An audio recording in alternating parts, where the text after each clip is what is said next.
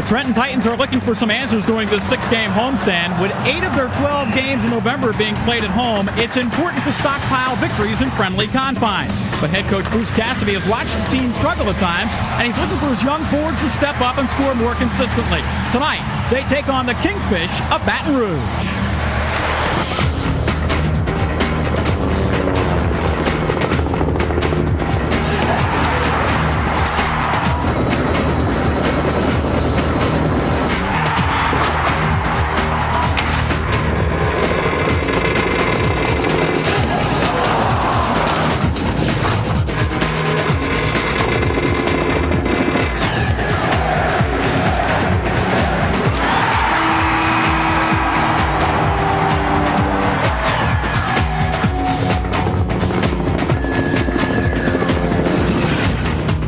From the Sovereign Bank Arena in Trenton, New Jersey, CN8 Sports presents Trenton Titans Hockey. Tonight, the Titans take on the Baton Rouge Kingfish.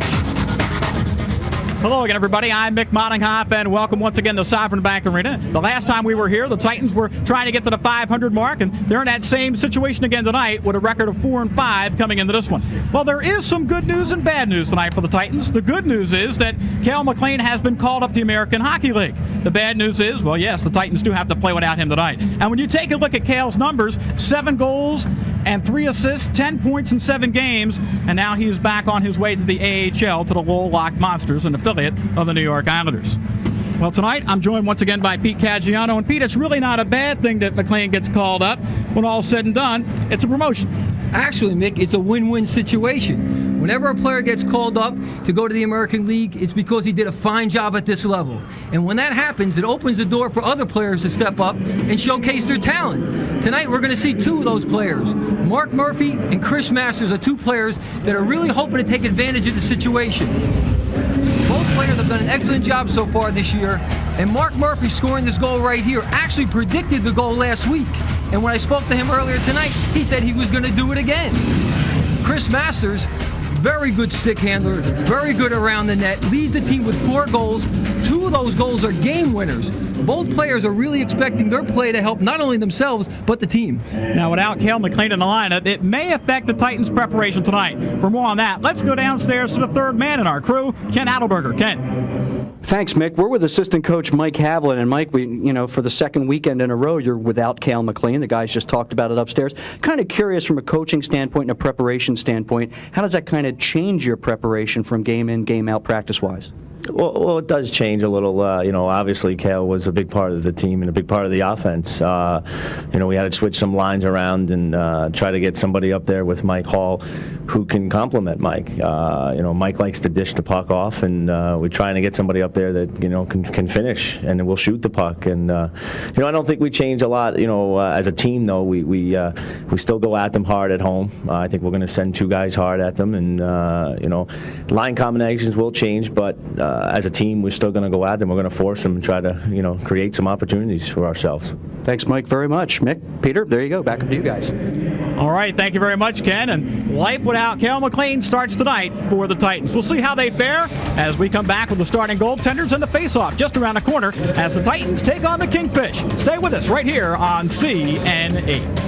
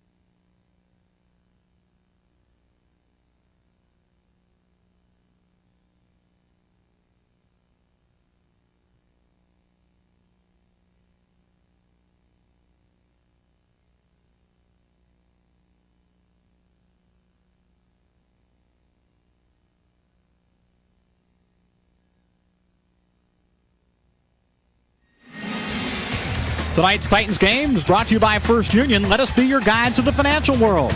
And by your local Tri-State Toyota dealer. Toyota, real values every day. And by U.S. Airways, the official airline of the Trenton Titans. It's time now to check out our St. Lawrence Rehabilitation starting goalies this evening as we come to you tonight from the Sovereign Bank Arena in Trenton, New Jersey. We're just about ready to get underway. Let's take a look now at those starting goaltenders. Tim Keys will be defending his goal tonight for the Kingfish. 1 win, no losses. He has a shootout loss this season, and his save percentage, 86%. He'll go up against Steve Likit, who is 1-3 this year, has not been involved in a shutout yet, a 3.77 goals against average. And there are your St. Lawrence Rehabilitation official starting goaltenders. Also, St. Lawrence Rehabilitation is the official helmet sponsor of the Trenton Titans. Dave Hansen, Terry Wicklum, and Sean Finley are the officiating crew tonight. Mr. Hansen is the referee. We are set. Mike Hall in white against Dan Schemmerhorn in blue. And the face-off is controlled by the Kingfish, but here comes Fedotenko. Just across the line, shot right over top of the net. And Hall tries to control the puck in the corner with Ruslan Fedotenko. Now they send it straight away. This shot is gloved nicely by Keys as the Titans come out early. Pete putting the pressure on right away. Well, Fedotenko making an impression the opening face-off, not wasting any time at all, coming in on the right side, getting a shot off against Tim Keys, but Keys cutting down the angle. The shot went high over the net, and he'll be busy in that net tonight, Keys. Well, he had 20 saves and 23 opportunities last night, but lost in that game to Wheeling. Here's a shot from the point. Whistles wide off the stick of Vince Williams on defense. And it's finally picked up by Eric Normandin, who just dumps it into the Titans' end. Williams circles behind his own net as he tries to start out. Now here is Schemmerhorn. Throws it up to the point, intercepted by Hall, and Hall comes back the other way. Hall just rolls it in as the Titans look for a change on defense. Bertoli goes to net. Oh, it almost bounced right out in front. And now the puck comes all the way back to center ice. For the first time, we see Eric Brule on defense. Here comes Jed Whitchurch from the left circle. Backhand pass in front. Just got stick to side as he tried to set up Murphy. On the fence, Aldros tries to control for the Kingfish. But the Titans keep it in. Whitchurch just dumps it around behind the net. It'll stay in at the point. Burley's shot goes wide. Whitchurch, nice centering pass. And the defense did a nice job of clearing. And now, finally, the Kingfish get it to neutral ice. What you might be seeing here, Mick, is the Kingfish played last night in Wheeling, West Virginia. Had that 8-hour bus ride up here to New Jersey, and it's going to take them a while to get their legs. Well, their coaching staff said if they can play the first 10 minutes and keep the game even, then they can maybe rest and relax just a little bit. But the first 10 minutes will be treacherous for the Kingfish tonight. Here they corral the loose puck at center ice. Hamilton just knocks it into the zone. Sorosky couldn't keep it in. Now Hamilton will try it again from the red line. Hamilton broken up, and it comes back the other way. 1-on-1 quickly if they can hurry. Mike Mader across the line. Backhander goes wide. First time Mader's had a shift in a long time. He's been out with a back injury. Centers a pass here for Belanger, who picks up the loose puck. Trying to set a man up in the slot. Here comes Masters. A shot went right through the crease and nobody there to redirect it. And the Kingfish come back. Miller all by himself just dumps it in behind the net as the Kingfish look for a line change, and they get one. Mick, this has to be about the best 2.5 minutes I've seen the Titans play all year. Here comes Masters from the faceoff circle, leaves a pass, and a backhand shot is sticked away nicely by Keys. Belanger almost had a pretty good scoring opportunity, but we have a fight right here at the blue line. Masters mixing it up a little bit with Keith Bland from Paramus, New Jersey. Masters hits the ice. Bland scored a KO right there. And speaking with Mike Haviland a little earlier today, the assistant coach of the Trenton Titans, he knew of Bland's reputation as being a tough guy. And you saw it demonstrated right there with this few connecting right hands, put the Titan player down, and he's being administered to right now by the trainer. Coach Bruce Cassidy, in his first year, 34-year-old coach, surveys the situation, and I'd have to call it a first period knockout for Keith Bland. And you just hope that, nobody seriously gets hurt in a fight. Usually in hockey fights, nobody ever does. Well, they're not moving him. He's pretty much motionless there, and they're working in the neck area and around the head area. I'm not sure if it was a direct punch or maybe when he went down. You can see his eyes right there. They're talking to him. I'm not sure he knows where he is. Well, you want to make sure that a player is in good alertness, consciousness, and able to get up.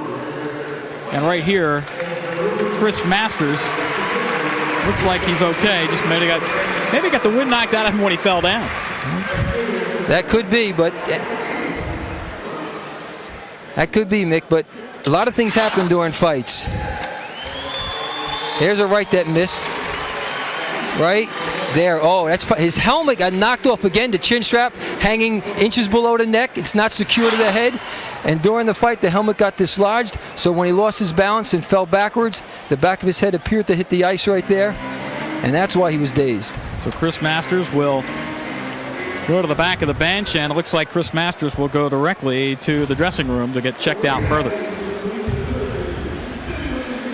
Well, we've had a couple good shots on goal and a couple good saves early on. So far, Tim Keys has stood the test. Well, this is a great play by Keys because he forces the guy wide. He only had an opportunity to center the puck, but the defense helped out. Here we're going to take a look at Masters coming down the right side. Tries to drop the pass. Doesn't quite get all of it. Again, Keys makes the save on Bollinger's shot. So Tim Keys standing tall. And we have a Trojan Energy power play for the Titans. Unfortunately, the penalty time clock is inoperative tonight, so we'll have to let you know verbally how much time is left in the man advantage.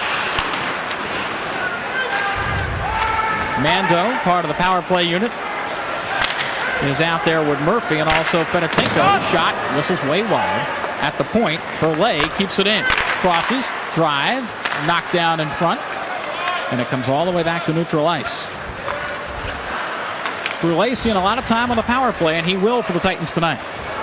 Brule, one of those players that has a real good shot, nice low hard shot, exactly what you want from the point on a power play. Vedetinko comes across the line on left wing, tries to center a pass, a little too far ahead, and the Kingfish will clear. They are currently 22nd in the league in penalty killing out of 28 teams. So the Titans may be able to make a little hay as Brule starts out. Well, I can tell you, Mick, they spend a lot of time defending the power play. For Keith Bland, the 7 minutes he tacks on puts him up to 67 minutes in penalties, and they have two other players, one with 63 and one with 70. Loose puck at center ice. Sturgis had it roll off his stick. It's picked up by Bertoli. Try to drop it back to the line for Williams, and it comes out of the zone. 30 seconds left in this Trojan Energy power play for the Titans, and Sturgis clears the zone. So the Titans have maybe one more good rush coming up. Pass too far ahead of Bertoli. Keys will leave it on the goal line. Now just backhands it to the corner. Sturgis picks it up and he clears. Vince Williams goes back in his own zone. 10 seconds left in the man advantage. Williams comes across the line, broken up. It rolls off the stick and it's sent back to center. And Rolak will come out of the box. The penalty is over. Each team at full strength. Nice job by the Kingfish, allowing the Titans only one good scoring opportunity throughout the whole 2 minutes. Coming to center ice in a hurry are the Kingfish. Try to set up Normandin. Normandin checks his man behind the Titans net. Now Normandin tries to dig it out in the corner. Hogan will pick it up, and Matt Hogan clears the zone. Gets the puck ahead to Murphy. Murphy broken up as he got to the blue line, and Cam White just dumps it in. Hogan gives chase. Shammerhorn wants to clear the zone, and the puck went into the bench. And the faceoff should come outside the zone. Again, we see some of the style. Luke Curtin not real happy with the way Likit Andersson took him out of the play. Bruce Cassidy. Well, he's had it. Players coming and going. You see Bellinger, Fedotenko, and Burley have all come on up to the Titans. Cal McLean, recalled by Lowell, and Martin Servin, who didn't really get a chance to play too much because of an eye injury, goes back to the Philadelphia Phantoms in the A. Life in minor league hockey, the good ones go. You get replacements. The players bust their hump. They play real hard. They show their skill, and hopefully they'll get the same opportunity. Well, Likit Andersson draws a penalty. Coincidental minors, as Bland also goes off for the Kingfish. Bland is in there sitting the 5-minute major for fighting. Anderson roughed up Luke Curtin right by the Kingfish bench, and for that he'll sit 2 minutes, and this will be the first power play opportunity for the Kingfish tonight. So a Trigen Energy power play for the Kingfish. And we'll see how they control this one. Kingfish, 12 of 52, 23%, not bad. Titans currently 4th in the league in the penalty kill. I'll take that back. They're 9th in the league in a penalty kill, but hey, that's 4 or 5 places as they clear the zone. As long as it works. That's right. Still in the top echelon of the lead as Sturgis comes across the line, and it's sent back the other way by Mike Hall. Hall logs a lot of minutes for the Titans. Hall's one of those players, big and strong, logs a lot of ice time because he's the kind of player that knows how to pace himself. And when you do that, you can take advantage of the ice time. Mike Shear's pass too far ahead, and this puck is cleared and into the penalty bench. And the faceoff comes back inside the zone to the right of Steve Valiquette. Bob McGill is a second-year head coach. Had a 13-year NHL career. He was drafted by the Toronto Maple Leafs back in the 1980s, and he played with 6 teams over his career. Appeared in over 700 NHL games. Mick, sometimes it's those journeyman people that make the best coaches because they know what it is to have to work and really have to prepare to make it. The stars, sometimes things come too easy. Well, the Kingfish taking their time on this power play, trying to set up the good shot. Straight away, Abrahamson goes up to Croteau, and the shot whistles way wide. Now Croteau, top of the slot, try to throw it in front. And the Titans able to clear the zone, but here comes a mini break back the other way. Schermerhorn broke it up nicely, and it goes back to the point. Normandin to Croteau, straight away. Abrahamson broken up. Nice play by Matt Hogan as they clear the zone. Good play by Matt Hogan. When he first jumped off the boards, he did a great job back checking. There when he had the opportunity, he iced the puck. Schermerhorn trying to play ahead for Luke Curtin. And look at Valiquette clear the puck, and it goes the length of the ice. Well, if you recall last week, Nick, Valiquette had that same opportunity, and he put one right on the stick of the Express, and they scored their shorthanded goal. He has to be really careful when he does that. Well, the power play is over, and Murphy's shot just whistled high and wide. File wants to play ahead and does. Good hit by Murphy. Well, he knocked his man off his base. That was Hamilton who got knocked around. And the Titans just dump it in. Dumped and chased for the Titans. As we have 12:06 to play here in the first period. In the left face-off circle, Titans trying to tie things up along the board. Whitchurch trying to dig at it. And there is a whistle. It's going to be we're going to get a little fisticuffs here. Mando knocked it up, but it looks like Jason Hamilton. And Mando delivering a nice left. E.J. Mando. Well, our referee Dave Hansen already had a minor call. There was a delayed minor coming up against the Titans. So either way how this plays out, there will be a power play to the Kingfish. Well, they're still going at it. They're going to let them punch themselves out a little bit. Right now, it is Mando getting Hamilton and getting the best of him. And now with a shirt over his head, Hamilton is rendered helpless. He pulled it off. Oh! Good right by Hamilton and a good right by Mando. They're slugging this one out. This is one of the best hockey fights I've ever seen. This is one of the longest hockey fights I've ever seen. Usually after 10 or 15 seconds, you're exhausted. These guys are going almost a minute. I don't know if round 2 is coming up shortly, but they are still going at it. Look at Hamilton. Delivering each combatant going with the right. Now Hamilton goes up to the left. And the linesmen still let them go. E.J. Mando for the Titans and Jason Hamilton for the Kingfish. This might be better than the Holyfield fight tomorrow night. And there was no hype about this one either. You're right, Pete. This is the longest hockey fight Trenton in history. E.J. Mando, the Titans. He'll go off, and we'll take a timeout too. Got a rest after that one. No score here in the first period with 11:53 to play. Stay with us on C&E.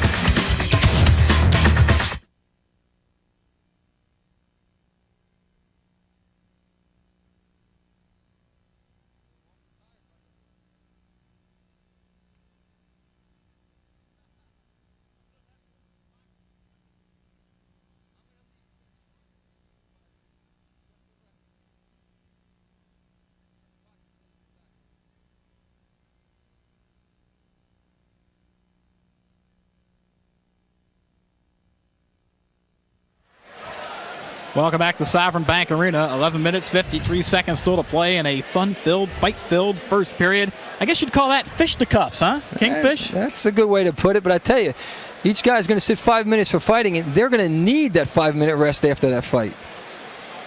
Well, Pete, I think you're absolutely right. We saw the hand go up from Dave Hansen, our official. As you see, Bland still serving off 5, and now Jason Hamilton, who does not have the jersey, will get the 5-minute rest as well. I believe the minor is going to be to Murphy. Murphy's sitting in the box along with Mando. So that means it'll be a Trigen Energy power play for the Kingfish. And just after the Titans have killed off one power play advantage against, they will have to come back with a penalty kill unit and do it again. Mick, you mentioned Bob McGill was worried about the first 10 minutes if his players would have the legs. We're about almost 9 minutes into the first period, and it seems like they found their legs. But still, Coach Cassidy has to be pleased that his team has had a pretty decided advantage in shots on goal. For a good portion of the first period, the ice was almost tilted the way they were peppering Ryan with shots. But I don't think he's happy with the rough stuff going on, because it seems that this is a game plan of the Kingfish to physically try to intimidate the Titans. Whitchurch wins the draw from Schermerhorn. So Kingfish 0-for-1 on the power play, and they do not have a shot through that first 2 minutes. Across the line. Goes right behind him. Look at the Kingfish and Titans in the penalty minutes. Quite a disparity. Titans already with 16-10. And we still have 11:24 to go here in this first period. Luke Curtin out there, throws it behind the net for Normandy. Normandy run off by Fedotenko. Loose puck finally picked up by Schermerhorn. Plays with Normandy. Back to the point. Aldous. That's the shot. Goal! And referee lost sight. It wasn't going to go in, but a good stuff opportunity on the doorstep by Dan Schermerhorn. And Valaket really didn't make the save. It went off the pipe, and the Titans were going to clear it in the slot. Valaket taking a drink of water there. He earned it. This appeared to be a shot, but really it was a pass. And Schermerhorn tried to wrap around. You're right, Mick, it wasn't going to go in. It was laying right there in the crease, but our official, Dave Hansen, on the other side, lost sight of the puck, and he blew the whistle. Well, Williams and company able to clear the puck away, and we stay scoreless. Steve Valaket, who has a 3.77 goals against average, got a break there. Schermerhorn on the draw here against Scott Bertoli.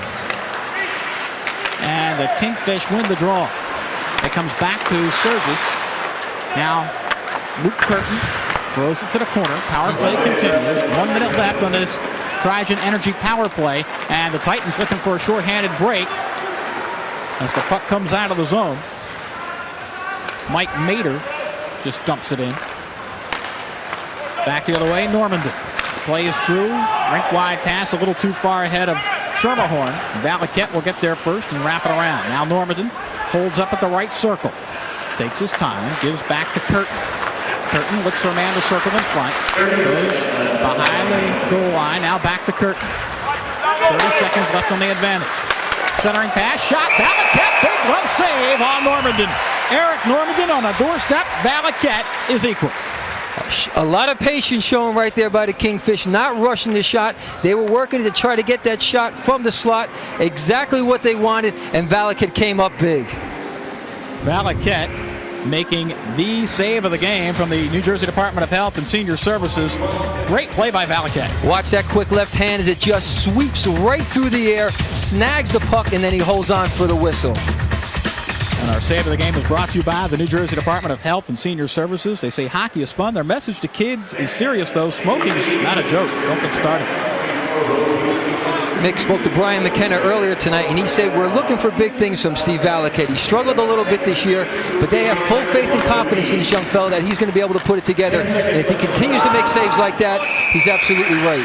About 8 seconds left on the man advantage, and I believe that play was offside as Sturgis carried in. Well, Sturgis had 20 goals as an ECHL rookie. Not bad, and you see he has 7 points through the last 4 games. Bob McGill has a lot of young players on this roster. Most of the ages are in that 21 to 23 category. That's where most of the players in this league fall into that category. They either come out of junior hockey or they come out of the NCAA ranks, and this is the stepping stone to the American and the National Hockey League. Proto brings it out from behind his net, ahead for Sturgis, avoids one check, keeps the play alive. Soroski brings it across the line, try to set up Sturgis. Belanger gets there first, now it goes behind the net. Sturgis dumps it back in the corner. Titans give it to Hogan as they try to clear. Here comes Matt Hogan.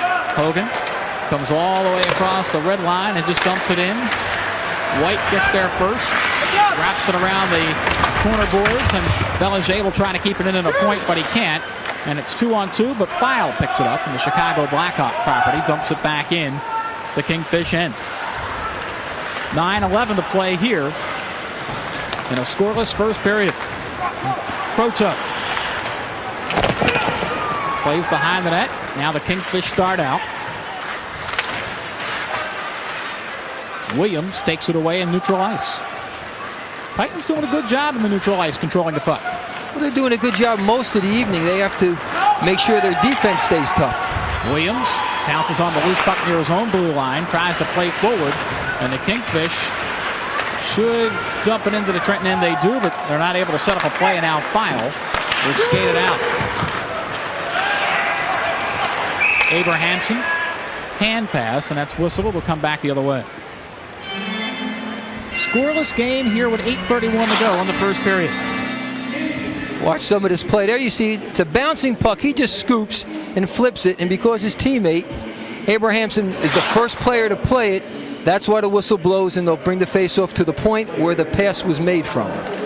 Well, not a lot of chances early. 4-1 Titans as Mr. Wolak takes a seat. Usually he takes a seat on the other side of the rink. He has 70 penalty minutes coming into tonight's game. 70 penalty minutes. That might be more than the entire Titan team. That's pretty close. But right now he's back at the bench. File goes back at his own end to pick it up. And Chris File winds it around the boards. Now Williams has to go back behind his net to pick it up. Little pressure here by the Kingfish. Picked up by Luke Curtin. Curtin lost it. Mike Hall skates it along the far boards, tries to bring it out. Curtin picks it back up. He's a goal scorer. Comes across the line. Nice low shot. Stick up and over the glass and into the crowd by Steve Likit. Curtin doing things that goal scorers do, which is to start one way, cross your field, and shoot back to the short side. Likit had that shot all the way. It was not a hard shot. Came from about 45 feet out. Easy stick save and deflects the rebound up and over. But Curtin is 10th in the league in scoring with 8 goals and 7 assists for 15 points. That's not bad. Not at all. Mick, you mentioned this being a homestand. This is game 3 of a 6-game homestand. Mike Hall, one of those players that have to pick up the Titans. And one of the face-offs the Titans didn't win tonight. Belanger trying to clear the zone. It did pop out. Abrahamson broken up by Belanger. The Kingfish want to play in, and Belanger takes it away. Well, Francis Belanger doing a nice job of keeping the Kingfish bottled up at the blue line all by himself. And now Likit Andersson plays forward on the other side. They tried to spring Whitchurch away, but couldn't do it. Sturgis had a play on. Finally picked up by Todd Miller, who kind of redirected it toward the net. Titans' Mike Mader wants to clear. Whitchurch couldn't clear the zone, and Likit will stop it behind his own net. Cam White Wants to bring it out. Taking his good old time is Cam White. Whitchurch is a decoy. White starts out, and he clears. And this will be icing against the Titans.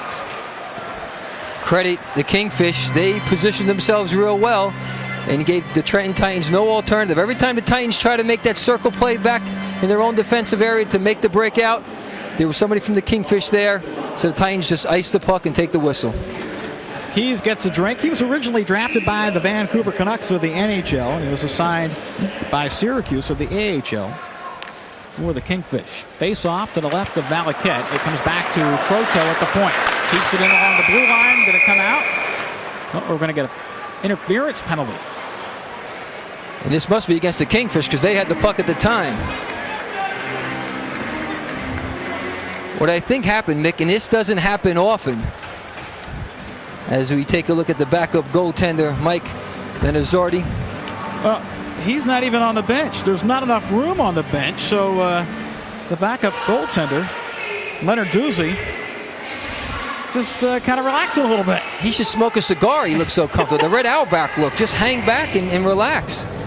But this is going to be a power play for the Titans, because what happened right off the draw, when the man at the point for the Kingfish had the puck, the Titan player was attacking, and he was eased off, moved away, and although it was subtle, it was interference. Trigen Energy power play for the Titans. 0 for 1. No shots for the Titans on the power play. Here's their second advantage.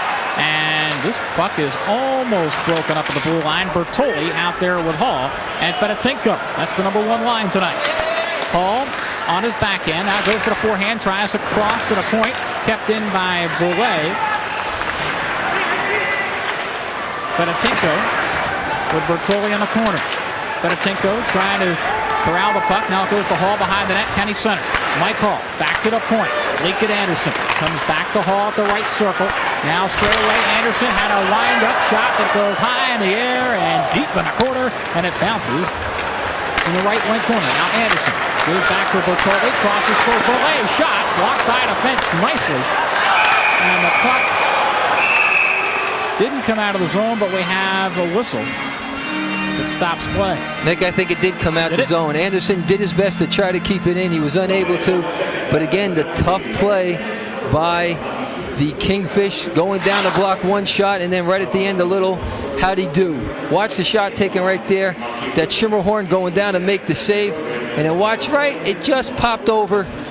Andersson tried to keep it in. He was unable to. But Luke Curtin gave him a little push. Luke Curtin remembered that earlier in the game, Andersson was the one who formed him in the back of the head right in front of his bench. Likit Andersson, a 2-goal game last time out against Richmond, trying to keep it going tonight. Just couldn't keep that one in the zone. 5:50 to play here in this scoreless first period. Sergei Skrobot starts from behind his own net. Plays ahead to center. Now Boulay comes across the line. Gives up for Fedotenko. Fedotenko with Hall still out there. First line members on this power play. DJ Mando is out there to join him. Now Hall deep in the right wing corner. Plays back for Mando. 30 seconds left in the man advantage. Back to the point. Skrobot. Boulay. Straight away. Lines up drive. Redirected in front. Block. Backhand. Save. And holding on is Keys. I think it was Fedotenko's backhander that Keys had to handle, and he did. Keys was able to make the save, but finally, at the end of that power play, the Titans put some players in front of the net. Kingfish making the Titans keep the puck around the perimeter, and then when the shot's taken, you see it actually deflected off the Kingfish defenseman's stick. Save was made, and then Hall on the rebound. Put the backhand. There's the first save. Hall, left-handed shot on the right side, backhand, but a good save by Tim Keys. So Hall gets a break. Jed Whitchurch will take this draw against Dan Schimmerhorn, and Schimmerhorn wins it for the Kingfish. Still scoreless. The puck loose, straight away. Back to the point, shot, kicked out by Keys. Murphy tries to roll it in front. Oh, the shot just went wide off the stick of Mike Mader. Mader had a good opportunity there, about 8 feet out, just put it wide. Berlin to Skrobot. Skrobot's drive in front, knocked down, score! Yes! There was a scramble in front, and sometimes when you get players in the goal crease, they'll wave it off, but that's not the case. Titans lead it 1-0. Dave Hansen's counting the goal, but I tell you, Tim Keys is not happy. There were a few bodies in front. I didn't see a stick swing at the puck, but somehow the puck trickled over the line. And give credit to Dave Hansen, he was right on the line to make the call. At Skirbach from the point, the shot is taken. Let's see what happens here. It might have went off a defenseman's skate. You had Paul Curto in front. There's the save. Gets kind of kicked around a little bit. Looks like it went off a defenseman of the Kingfish right there, yes. Well, that would have been Chris Aldos who redirected it into his own net. Aldos accidentally kicked the puck back into his own net. Great break for the Titans. They lead 1-0. Well, Skrobot's credited with a goal. It'll be his second on the season. Well, after last week, I'm not even going to guess who scored. What did they tell us? Yeah, they gave it to Jed Whitchurch. See, even you were wrong. Whitchurch. Well, there was a lot of bodies in front, but it did look like it went off a defenseman. Regardless, 1-0 after the goal by Whitchurch. As Skrobot gets an assist, Likit just sticks this one aside, and Sturgis is right there. Play allowed to continue as it's tied up in the corner, and the face-off will be in the Trenton Titans zone. Hope you're enjoying the action on CN8 as the Titans lead the Kingfish on the goal by Whitchurch, 1-0. Stay with us.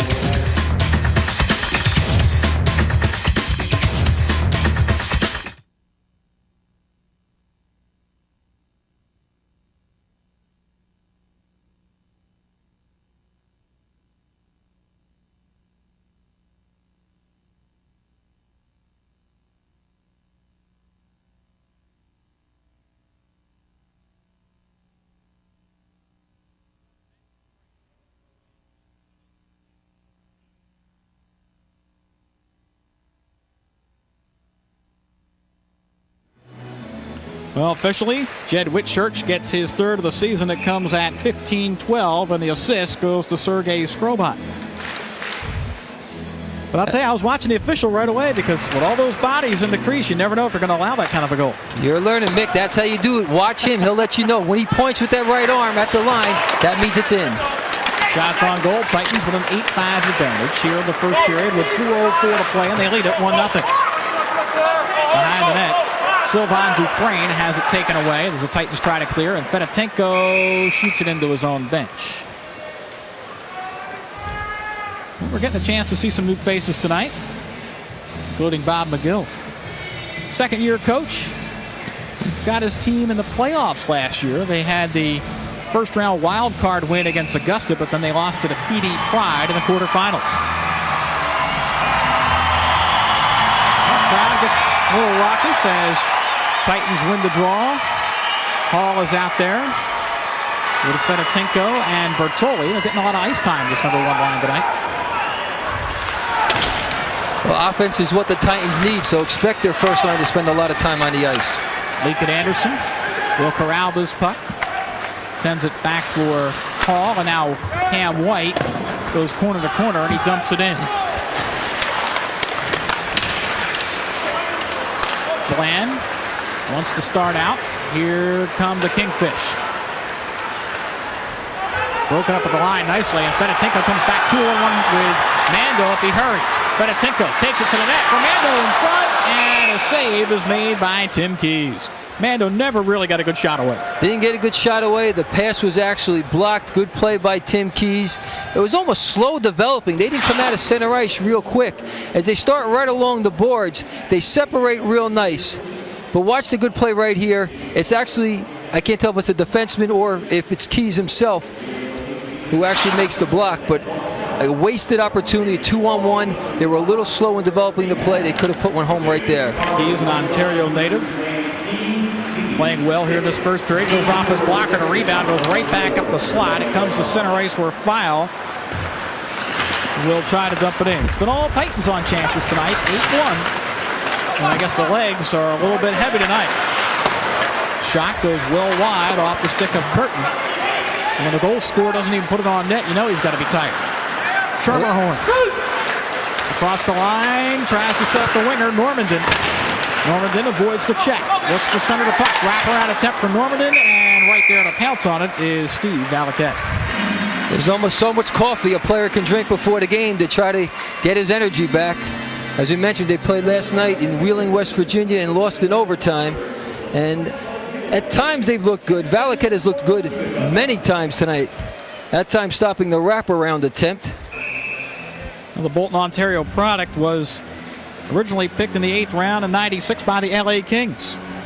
And if he keeps playing this way, he might be the next call-up. Well, he's a prototype big-time goaltender at 6'5", over 200 pounds.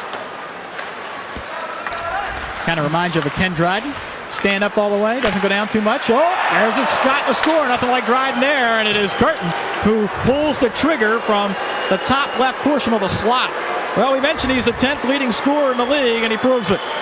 Bang, bang play, and that time Likit did go down. But credit serving with a great shot. This is what a goal scorer does. He doesn't hesitate.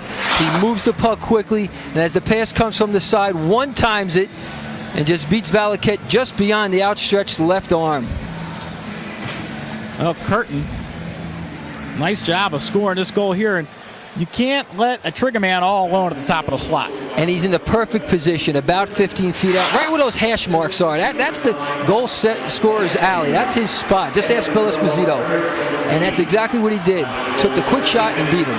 Well, that puck goes off the back of the net, off the stick of Paul. We're a 1-1 late first period with 2:08 to play. It was a few weeks back we saw the Titans getting goals in the final 2 minutes or 1:30 of a period, and tonight it's the Kingfish who come back late to tie it up. Brule wants to play forward for Fedotenko. Fedotenko on his forehand across the line, shot, and a nice save by Tim Keys. A little pushing, shoving going on in Hamilton. Yeah, he had a big fight tonight. Hamilton is still out there pushing Mando around. Well, he was upset because Mando sprayed Keys after the shot. Mando very easily could have veered to the side. Instead, he had an opportunity, and some players will try to take advantage of this. Gave a little snow right in Tim Keys' face, and because of that, the other Kingfish players will stand up. I'll tell you what, still something brewing out there with Mando and Hamilton. They haven't had enough of each other after that about 6-minute fight they had early here in the first period.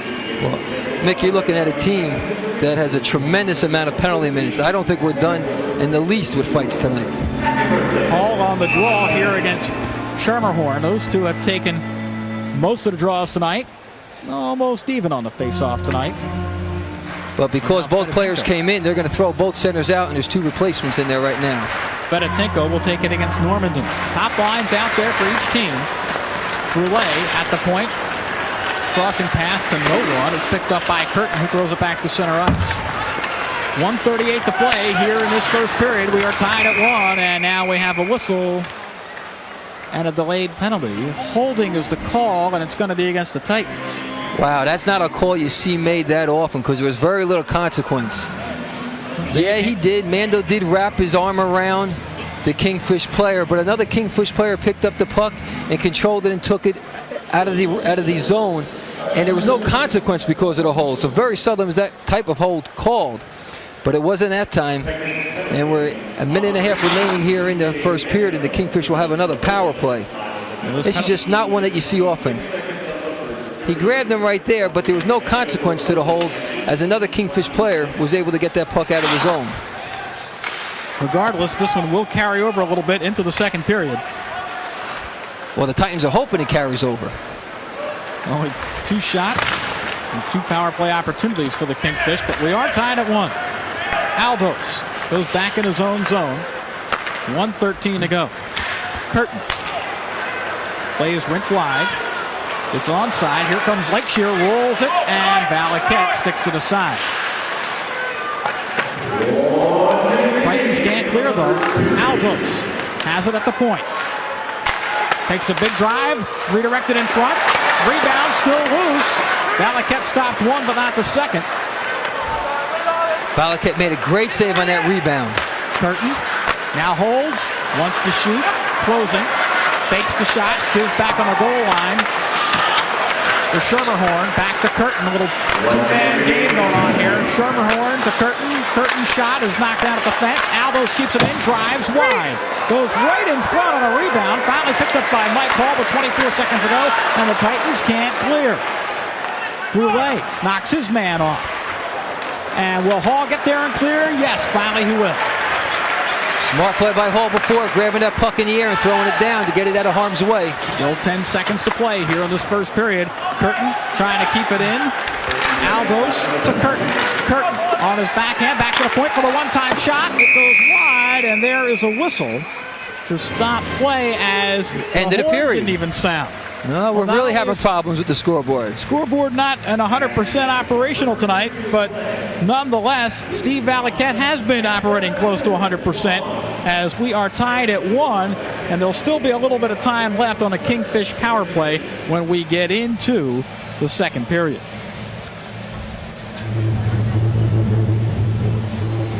Well, very shortly we'll have the Powerade visiting coach interview as Likit will go to the locker room in this 1-1 game. Likit did a fine job. They was beat on a one-timer. A very tough save for any goaltender. Other than that, he was flawless. Still 1-1 the score as we have played 20 minutes. Don't forget, in our first intermission, we'll have a feature on Scott Bertoli, plus highlights and stats. That's all just around the corner. But first, we have our Powerade coach interview coming up as Bob McGill is making his way into the tunnel. And let's go downstairs to Ken Adelberger. Ken.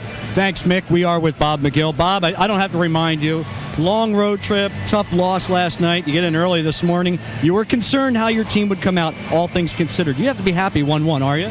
Well, no question. I think anytime you come out on the road and are tied 1-1 after the first period, no matter what the situation, I think that, you're going to be happy with it. And I think that, getting here at 5:30 this morning was a little tough on the guys, but, the old saying is mind over matter. If you don't mind, it doesn't matter. And I'm going to be happy with 1-1 right now, no question. And so it goes in the ECHL. Thanks very much, Coach. Mick, back upstairs to you. All right, thanks very much, Ken. There's your Powerade coach interview, the official drink of the Trenton Titans. We are 1-1 at the end of the first period. Hope you enjoy the action tonight on CN8.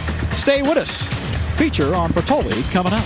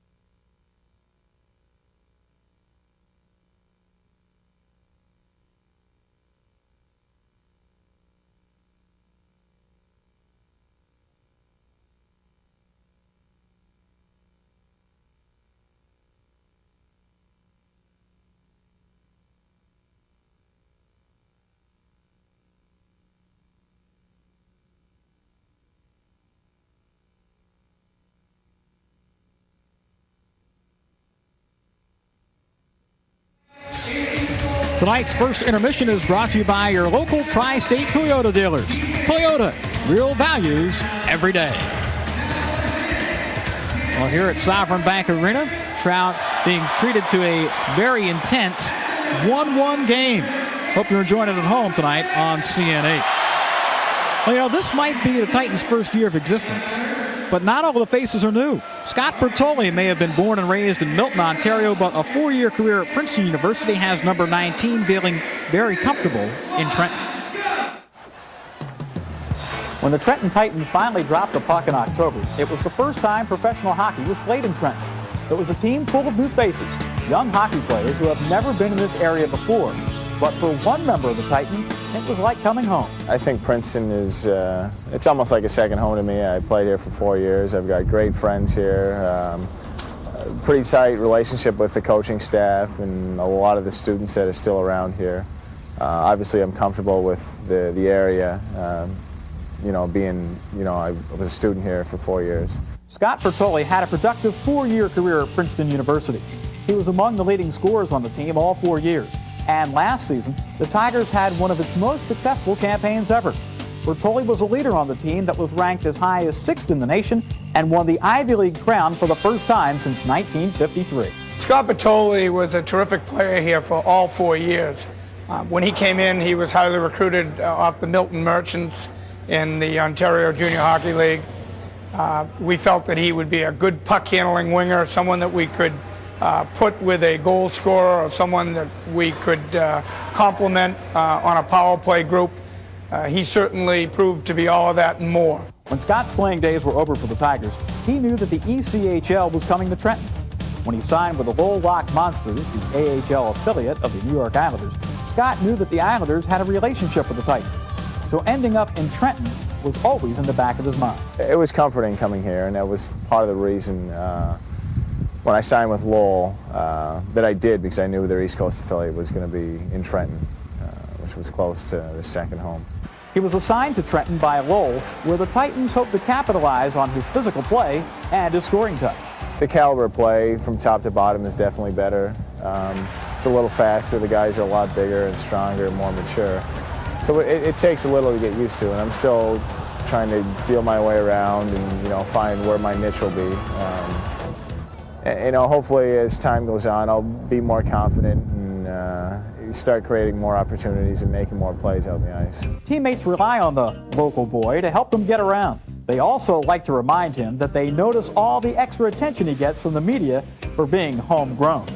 I get a hard time because I tend to come back here every once in a while just to check up on the guys, and I'm always looking to see how they're doing. I've obviously got a lot of close friends here. And anytime someone needs something or directions around the locker room, I'm the one they always go to. I guess they think I'm pretty familiar with the area. And one of the first days at camp, one of the articles in the paper was just local boy or Princeton boy, he's back to playing Trenton, and they gave me a hard time about that. And there's always things in the paper referring to me as, I guess, a local boy in the sense that I've played 4 years here at school.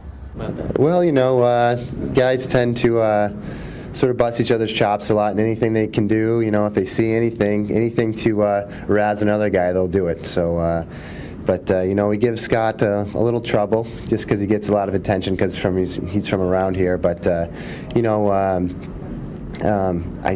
if I'm jealous, am I jealous? Yeah, I'm a little jealous. I'd like to see some more attention my way, but I've been hurt, so maybe tonight if I get back in there, I can get some press myself.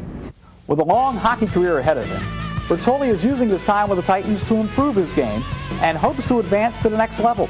For now, he's just enjoying his time playing in his second hometown. And the way Bertoli has gone, he hasn't missed a beat. But look at his numbers: 4 years at Princeton, 130 games at second all-time, 41 goals and 77 assists to 118 points, 6th all-time for the Princeton Tigers. And he already has 5 points in 9 games for the Trenton Titans this year. Good luck tonight at Scott Bertoli. Well, don't forget, Ken Adelberger just around the corner with a score update, so stay with us right here on CN8. Baton Rouge and the Titans are tied at 1.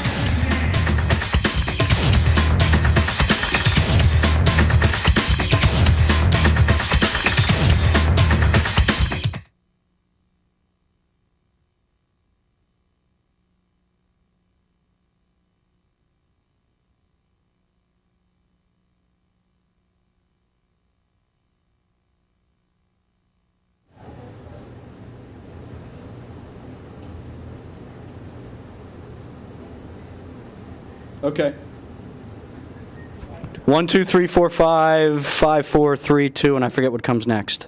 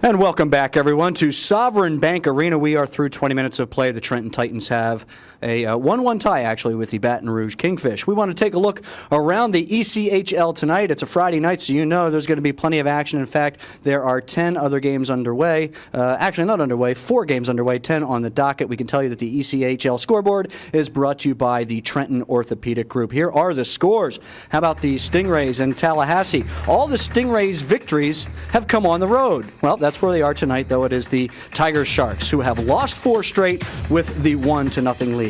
Hampton and Richmond, they are scoreless. They are in the first period there. They are the 2 top teams in the Northeast Division. Elsewhere, Toledo and Huntington also scoreless. They are through 1 period of play. Ooh, that's the Storm against the Blizzard. That sounds kind of scary, huh? Augusta, the Lynx. Ooh, wow, they've given up a 3 spot to Jacksonville thus far. They are in the 2nd period of play. The Lynx were shut out last night by Florida. And so with the scoreboard watching going on a little bit now, though it is just early November, we also want to take a look at some of the standings because things are going to change come tomorrow standing-wise. The standings are brought to you again by the Trenton Orthopedic Group, the official orthopedic physicians of the Trenton Titans. In the Northeast Division Northern Conference, Hampton and Richmond with 16 points each. They all both have 8 victories as well. They are kind of separating themselves from the pack. There's Roanoke kind of in the catbird seat. Trenton in 4th place right now, trying to hold off Charlotte and Greensboro, who trail. Moving over to the Northwest Division, Peoria and Johnstown both have notched 8 wins thus far this season and a conference high 17 points. Dayton and Huntington on their heels, Toledo as well, and Wheeling. Oh, so tough it has been for the Wheeling Nailers thus far. To the Southern Conference and the Southeast Division, hey, I want to know where the heck is PD, because they're playing some great hockey, 8-2-0. They've got 16 points, as do the Greenville Growl,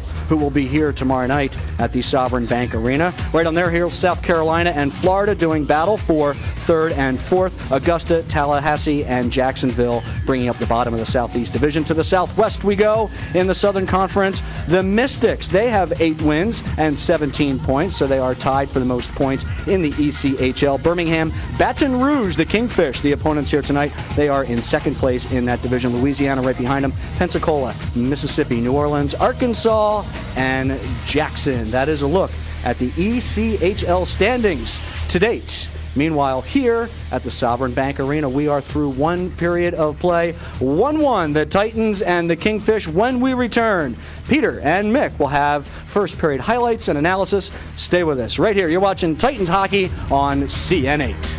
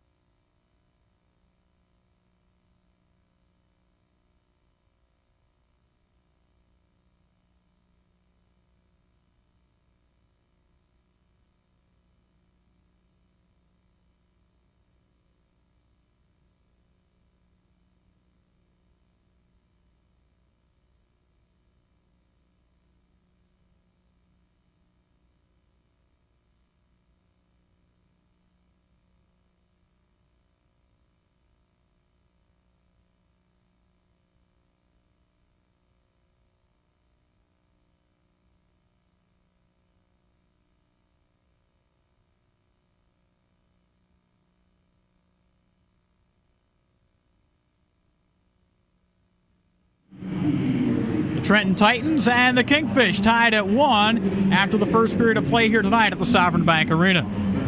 Well, once again, Mick Monahoff and Pete Caggiano join you. And Pete, through that first period, we talked about the first 10 minutes were going to be tough for the Kingfish. They didn't look that tired. Not at all, Mick. The Kingfish came out right from the beginning. And they came out not only with their skates, but with their fists as well. An action-packed first period in which both teams played very spirited hockey right from the beginning. Well, let's take a look at some of the highlights. And we talked about the Titans having to put the puck on net. They did that in the power play. They had some pretty good scoring opportunities in this first 20 minutes. Titans did a good job of working the puck around the perimeter. And then when the opportunity came, they crashed the net. A lot of players, 2 Titan players right there in front of the net. The backhand by Hall, good save by Tim. Well, Keys with a save there, but let's take a look at the first goal of the night. Jed Whitchurch, his third at 15-12. This is a scramble in front. Whitchurch gets credit for the goal, but as we mentioned earlier, it actually goes off the skate of a player in front of the net. Whitchurch will take it. But Luke Curtin answers with his 9th of the season. You can't leave a shooter open at the top of the slot. Oh, not at all. That is a goaltender's nightmare and a goal scorer's dream. To have the puck 15 feet out, one-time it like that from the slot, that's exactly what you get paid to do. Now you take a look at those first period stats, and the shots are just about equal, but scoring chances favor the Titans, and I think that's because they're putting the puck on net. And once again, we said this is a pretty even first period. The faceoffs tell that story. Faceoffs are even, giveaways are pretty close to being even period all around, and our score is 1-1.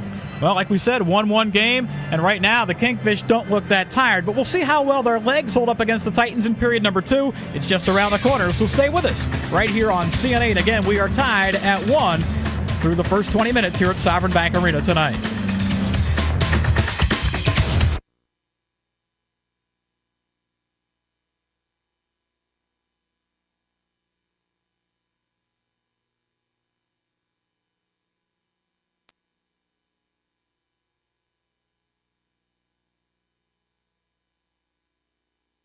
Union, let us be your guide to the financial world. And by your local tri-state Toyota dealers. Toyota, real values every day.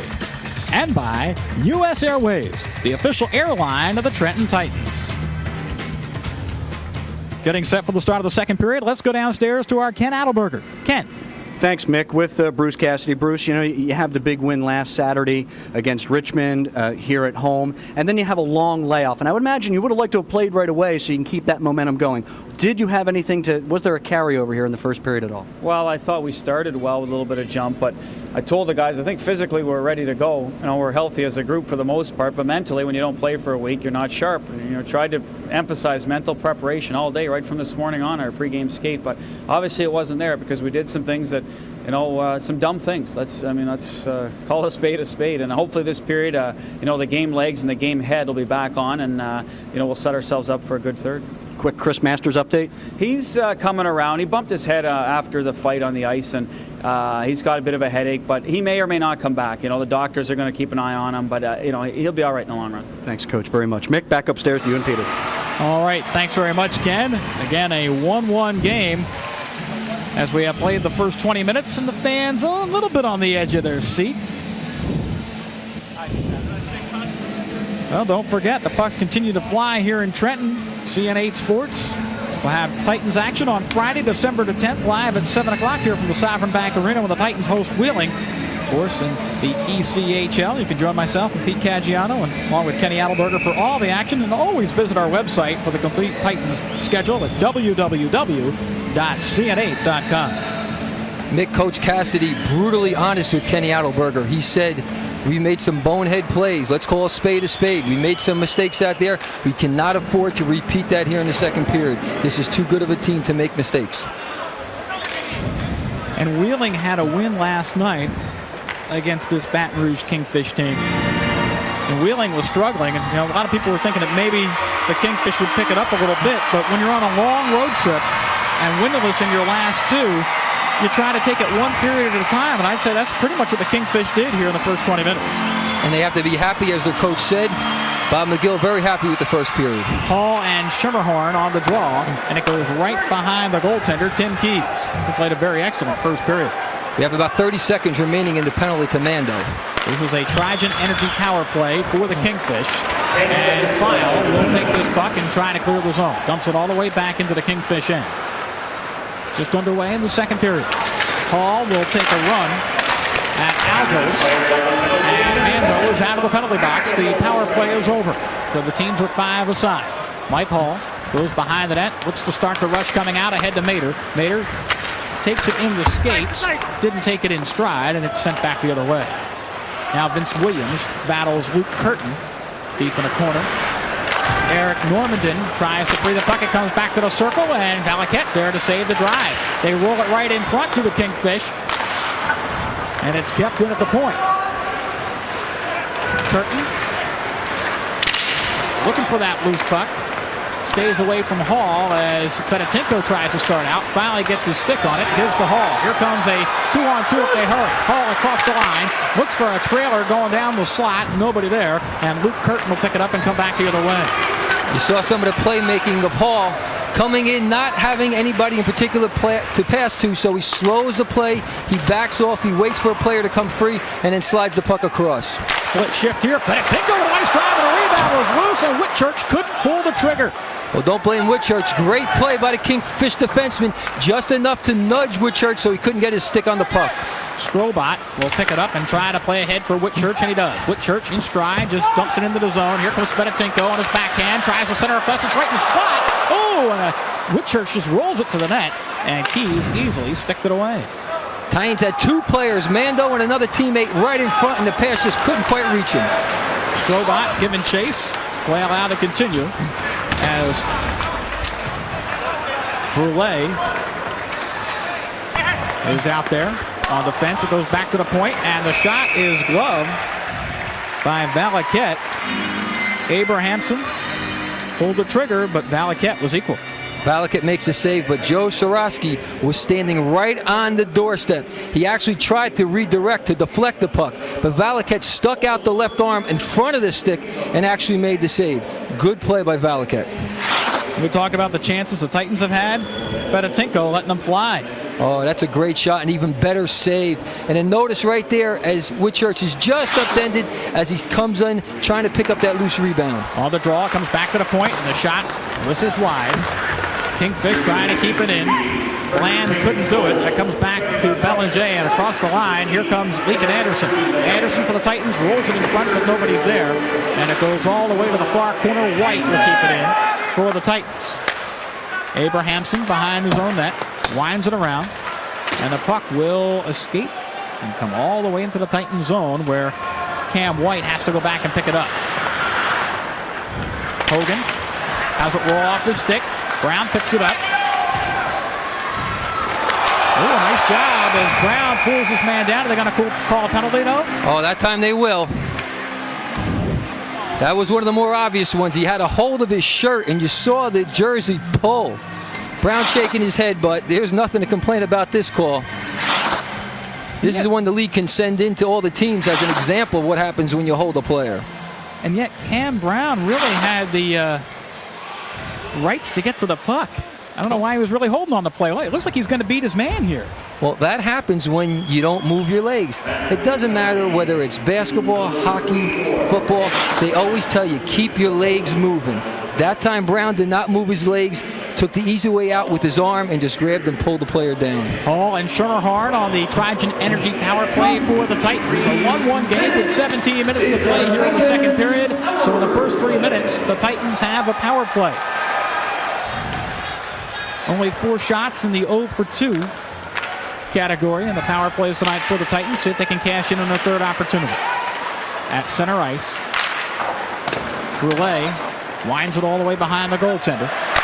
Mader gives chase, and it comes out of the zone.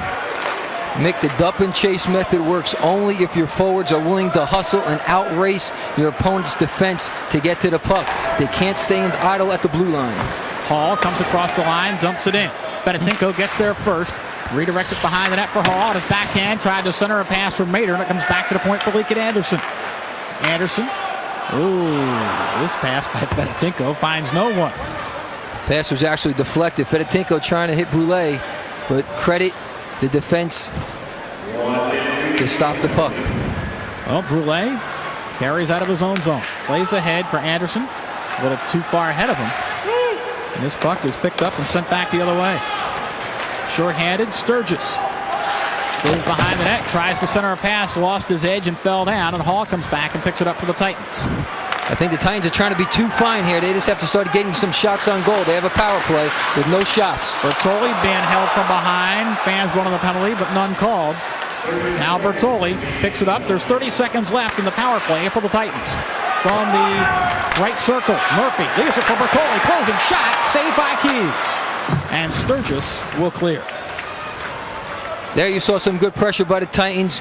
Good save by Tim Keys as he squared himself to the shooter and was able to take the shot right in the midsection. Keys sees a wild rebound. Go behind the net. And this puck just dumped back the other way as the power play is almost over, and finally Brown comes out of the box, so the advantage is done for the Titans. Each team back at full strength. Mando plays behind his own net as the Titans look to come out with Skrobot.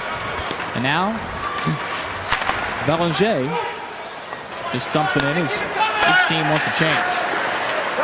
Schermerhorn picks it up for the Kingfish, but it's kept it at the point. Closing is Belanger, who never really got a shot away. It was kind of loose in the air, and he's just redirected it with his glove. Belanger was trying to steal one there. He was going to try to redirect it with his glove. It wouldn't have counted if it went in, but it's a good try.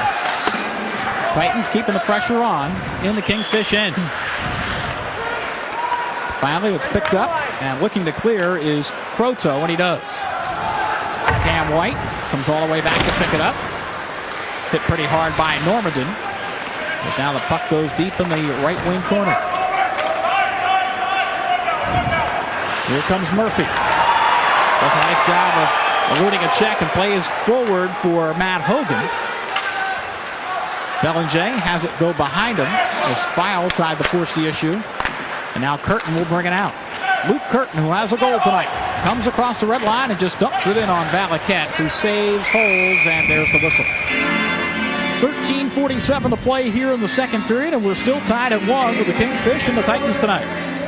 Well, the Titans really have to take advantage of these home games. As we mentioned earlier, they're in the middle of a 6-game homestand in a situation where they play 7 out of 8 home this month. That's a tremendous stretch. That's where you have to pick up your victories. In fact, for the month of November and the month of December, the Titans play a majority of their games home. In December, they play 8 out of 10 here at the Sovereign Bank Arena. Wow.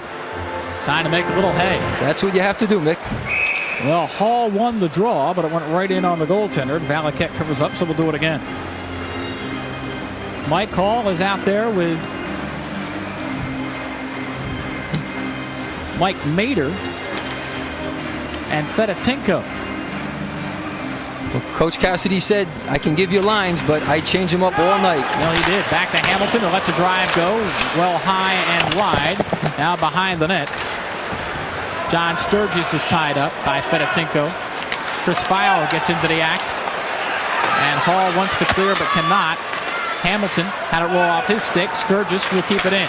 Sturgis lost that one to Hall, who plays forward for Fedotenko. Mader will pick it up. Here's a 3-on-2 if the Titans hurry. Mader across the line. Goes to the net. Shot saved by Keys. The rebound comes all the way back to Mike Hall. Hall on his backhand now spins it around for Mader. And the puck rolls behind the net. Fedotenko will get there. Runs his man off the play. But Miller clears to neutral ice. Icing called, and there it is. Credit that line with a lot of pressure, doing a nice job. Hall, especially in the corner, not just throwing the puck away, looking for a teammate to pass it to. A lot of pressure on the defense. Bob McGill, his team, taking the easy way out and icing the puck. Well, Coach McGill saw his team come into tonight's action with a 6-3-1 record, and Cassidy, well, the Titans is trying to get back to 500. His team is 4-5 coming into this one. You want to, like you say, make some hay at home, Pete. Hogan's shot is knocked down, and here comes a 3-on-2 back the other way. Casey Wolak rolls it in front. Turnaround by Curtin. Never got the shot away. Bland tried to keep it in. Slow whistle. Everybody gets back on side. Mick, not only is it good when you win at home, it also helps in the fans in the stands. Everybody wants to see a winning game. Roll off his stick and never got a shot away, and the fans were rising to their feet on that break. What a tough break. The puck just bounced over his stick. He was all alone on the left side, about 20 feet out, and couldn't pull the trigger. Cam Brown has to come off the ice as the Kingfish want to change. Hogan trying to clear the zone, but it's kept in by Normandin, who's closing, rolls it right in front. Brule corrals the puck and sends it back the other way. Mike Lancashire plays forward. Titans will pick up this puck. They're on blue line. Here comes Murphy. 3-on-2. Murphy's drive. A nice stick save. Rebound was right there. Shot by Murphy. A save again. And this puck comes all the way out. Here's a 3-on-1 back the other way. It goes to Normandin. Normandin closing. Look at the center. Has Schermerhorn in front. Leaves it in the corner. Schermerhorn winds it around. And Normandin in the slot. Never got a stick on it. Titans want to clear. Mando fanned on it. Here is Normandin. And Normandin didn't get the shot. Schermerhorn back pass to the point. Lancashire's drive goes off the skate of the defenseman. It will be picked up by Scott Bertoli. And now the Titans come back 3-on-3. Bertoli beats his man and rolls it in. That's when things get dangerous, Mick. You should have saw the shot from the point about 30 feet out. When it's redirected, that's when things happen. Normandin wants a change as he just dumps it in behind Valiquette. 1-1 game, 10 minutes and 54 seconds to play here in the second period as Murphy comes to center ice and just dumps it in. Titans want a change on the fly. Crota to center ice, just rolls it in for Valiquette, who wants to clear himself and can't. Good play by Todd Miller to keep it in. Now Miller lost it to Mike Hall behind the net, and here come the Titans. Hall trying to give up for Fedotenko, broken up, and it comes back the other way. Sturgis is going to the corner, keeps the puck alive. Cam White for the Titans behind the net. Todd Miller throws it in front. Mike Hall, the only man there. Here comes a 2-on-1 if they hurry. Mader to Hall, across the line, drop pass for Likit Neimwan-Andersson, shot, stipped in front, and holding on is Tim Keys. And the tempers start to flare. Well, Pete, a lot of action there. Time to sit back and take a little bit of a rest as the face-off is coming up. We have a 1-1 game. The Titans and the Kingfish with 10 minutes and 3 seconds to play here in this second period. Hope you're enjoying the action on CN8. We'll come back with more in just a moment as the Titans are keeping the pressure on here in period number 2.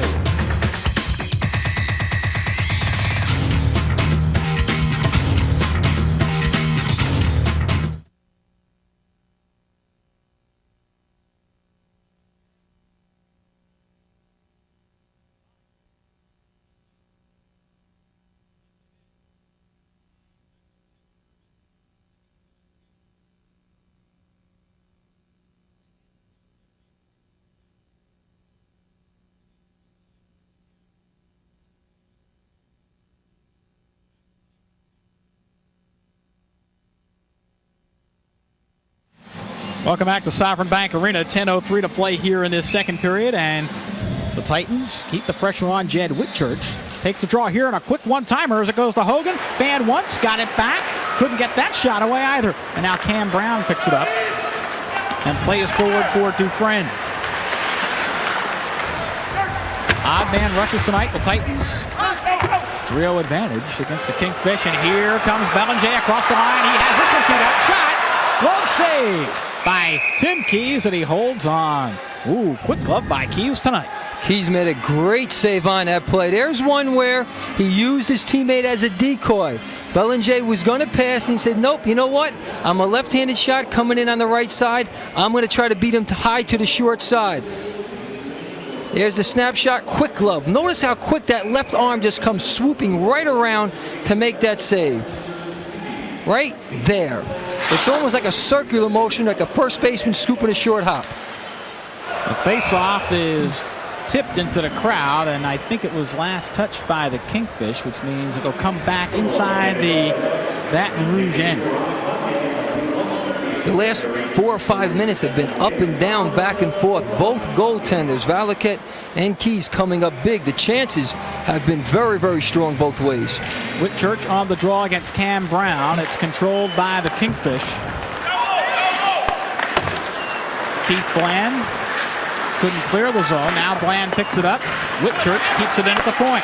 Whitchurch for Belanger on his backhand. Now turns back to the forehand, finds a man in the slot. That is Likit Andersson, and he never got the shot away. Well, his stick was being held. Belanger picks it up, rolls for Hogan. He and Whitchurch kind of get tangled up amongst each other, and Brett Abrahamson brings it out. And we're going to get a penalty back right behind the Kingfish net as play is whistled down. Hogan getting tangled up there with Keith Bland, and that's going to be the call. Well, they're both going to say they'll be coincidental minors. They really didn't want to fight, but neither did they want to let the other guy go because neither one wanted to back down.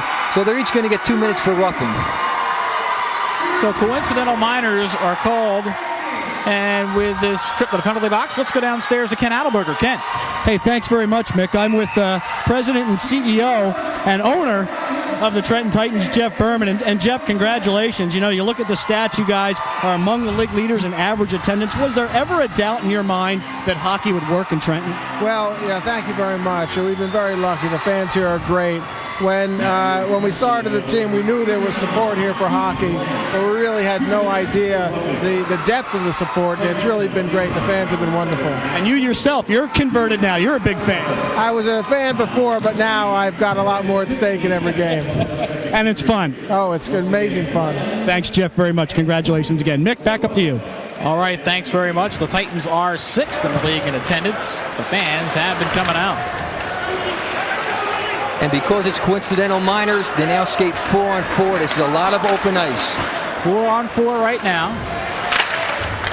Oh, that puck went right off of the man of the slot, Schermerhorn, and play continues. He saw it coming. He was just able to get his hand up in front of his face. Chris Feil wants to skate it out, 4-on-4, and does. Titans 0 in chances in this period. They're trying to get another one here with Murphy. On his backhand, trying to circle to his forehand, has it rolled off his stick. Norman Dean brings it back the other way. He has to score on the right side. He gets to the Curtin. Curtin trying to center the pass for Aldros, but it's picked off, and here come the Titans back the other way. Murphy spun around. Picked up by Sergei Strobach. Back to Murphy. He's closing. What's the shot going? It just whistled wide. Roulet throws a shot in, and Keys is easily there to glove it. Oh, he let it go. Play continues. Well, there was no player from the Titans around, so he had to drop it. Otherwise, he would have been called for a delay of game. Normandin. Try to roll it ahead for Sturgis. A little too far, and Strobot is there to pick it up first. Fedotenko, who's got a lot of great speed, comes from Kiev into Ukraine, comes across the line, throws it back for Hall, and it just goes wide. Mike Hall almost found the near side of the net. This one's almost deflected in front by Fedotenko, and it goes wide.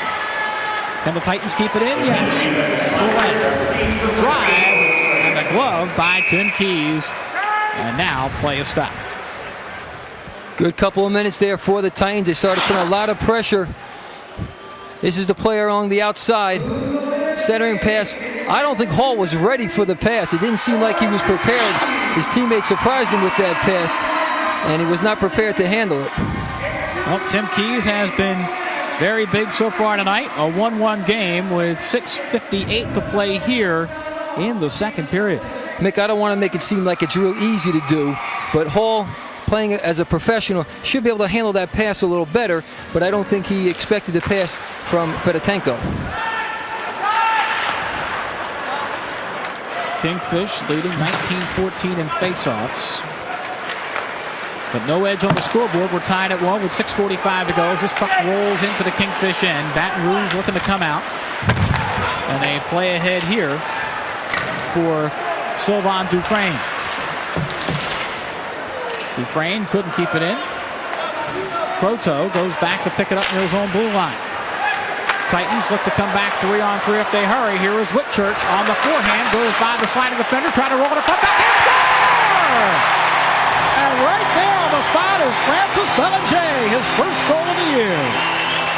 Belanger's going to get the goal. He deserves the goal, but it was Jed Whitchurch that makes this play happen. A great job by Jed Whitchurch, working well with his teammates, working well with his line, doing a nice job controlling the puck, not just giving it away, but rather working for the shot, driving to the net. We spoke about that often, Mick. You have to go to the net. You have to put pressure on the goaltender, and this is what he does. He gets the pass on the left-hand side. Notice the defenseman cuts him off. He goes in. Great play by Tim Keys, to actually block the initial shot and the pass, but that time the rebound was put in by Bollinger, and it's a 2-1 lead for the Titans. Nice move to step right around the diving defenseman, and there's the backhand as he roofs it up and over Tim Keys, and it's now 2-1 Titans, a big goal here in the second period.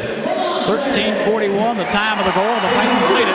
And across the line comes Hall. Tries to roll it in front for Fedotenko, who just got sticked near the eye, but no call. Sturgis brings it back across the line for the Kingfish. He's ridden off the play. And the Titans look to come out. Here's Mike Hall on the right wing. Backhand pass, blocked once by defense. And now the stuff right under the pads, and a wise move by Tim Keys as he put the glove behind his leg, and it hit the glove and didn't go in. Nifty move by Hall as he came in. He didn't have anybody to pass to, and he said, you know what? I'm going to try the old bank play. I'm going to see if I can bank this off the back of his leg or his stick and put it in. He tried it, and notice real quick the left hand scooping around behind, and Keys holds on. I was looking for the red light to see if it came on because he had the best angle, the goal judge, directly behind the goaltender. But he never wavered, and the goal never went in. Keys coming up big on the play by Hall. Hall on this face-off with Miller, and Miller wins the draw. Kingfish want to clear, and finally they will. Sorosky gets it to center ice. Here comes Ruslan Fedotenko. Ridden off, Hall picks it up. And Mader's shot goes into the pads. Well, the Titans have kept the pressure on here as the second period winds down. We have 5:13 to play. Now look at the shots. 14-4 in the second period and 25-14 total for the Titans. And we still have 5 minutes remaining here in the second period. But I tell you what, the first period started out the same way with the Titans playing real well. And remember what the Kingfish did. They got real physical. They took a very physical game, including 2 fisticuffs. Don't be surprised if they do that again, because they know that might take the Titans out of the game and get them off their game. Normandin trying to work with Schermerhorn. The Titans will clear, comes back to center ice. And now Vince Williams wants to start a play out. Schermerhorn at center ice, spun off by Bertoli, but Skrobot couldn't control. And now Abrahamson back in his own zone, gives it away to Bertoli, who just dumps it in. Giving chase in a hurry are the Titans, but they can't catch up to it. Normandin will bring it out. Williams tries to play ahead for Mando. Can't clear the zone as Curtin keeps it in. And now the puck comes over the blue line and out of play. 4:01 to play here in the second period. The Trenton Titans lead this game by a score of 2-1 over the Kingfish. Hope you're enjoying the action on CN8. We'll be back in just a moment.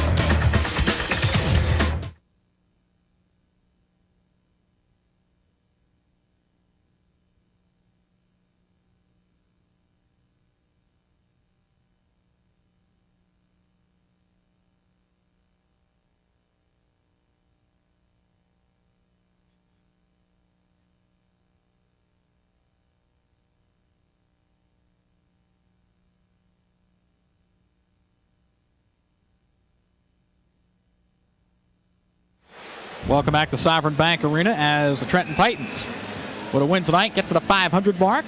Well, they're almost halfway there. We're through the second period. 4 minutes to go, and they lead it by the score of 2-1.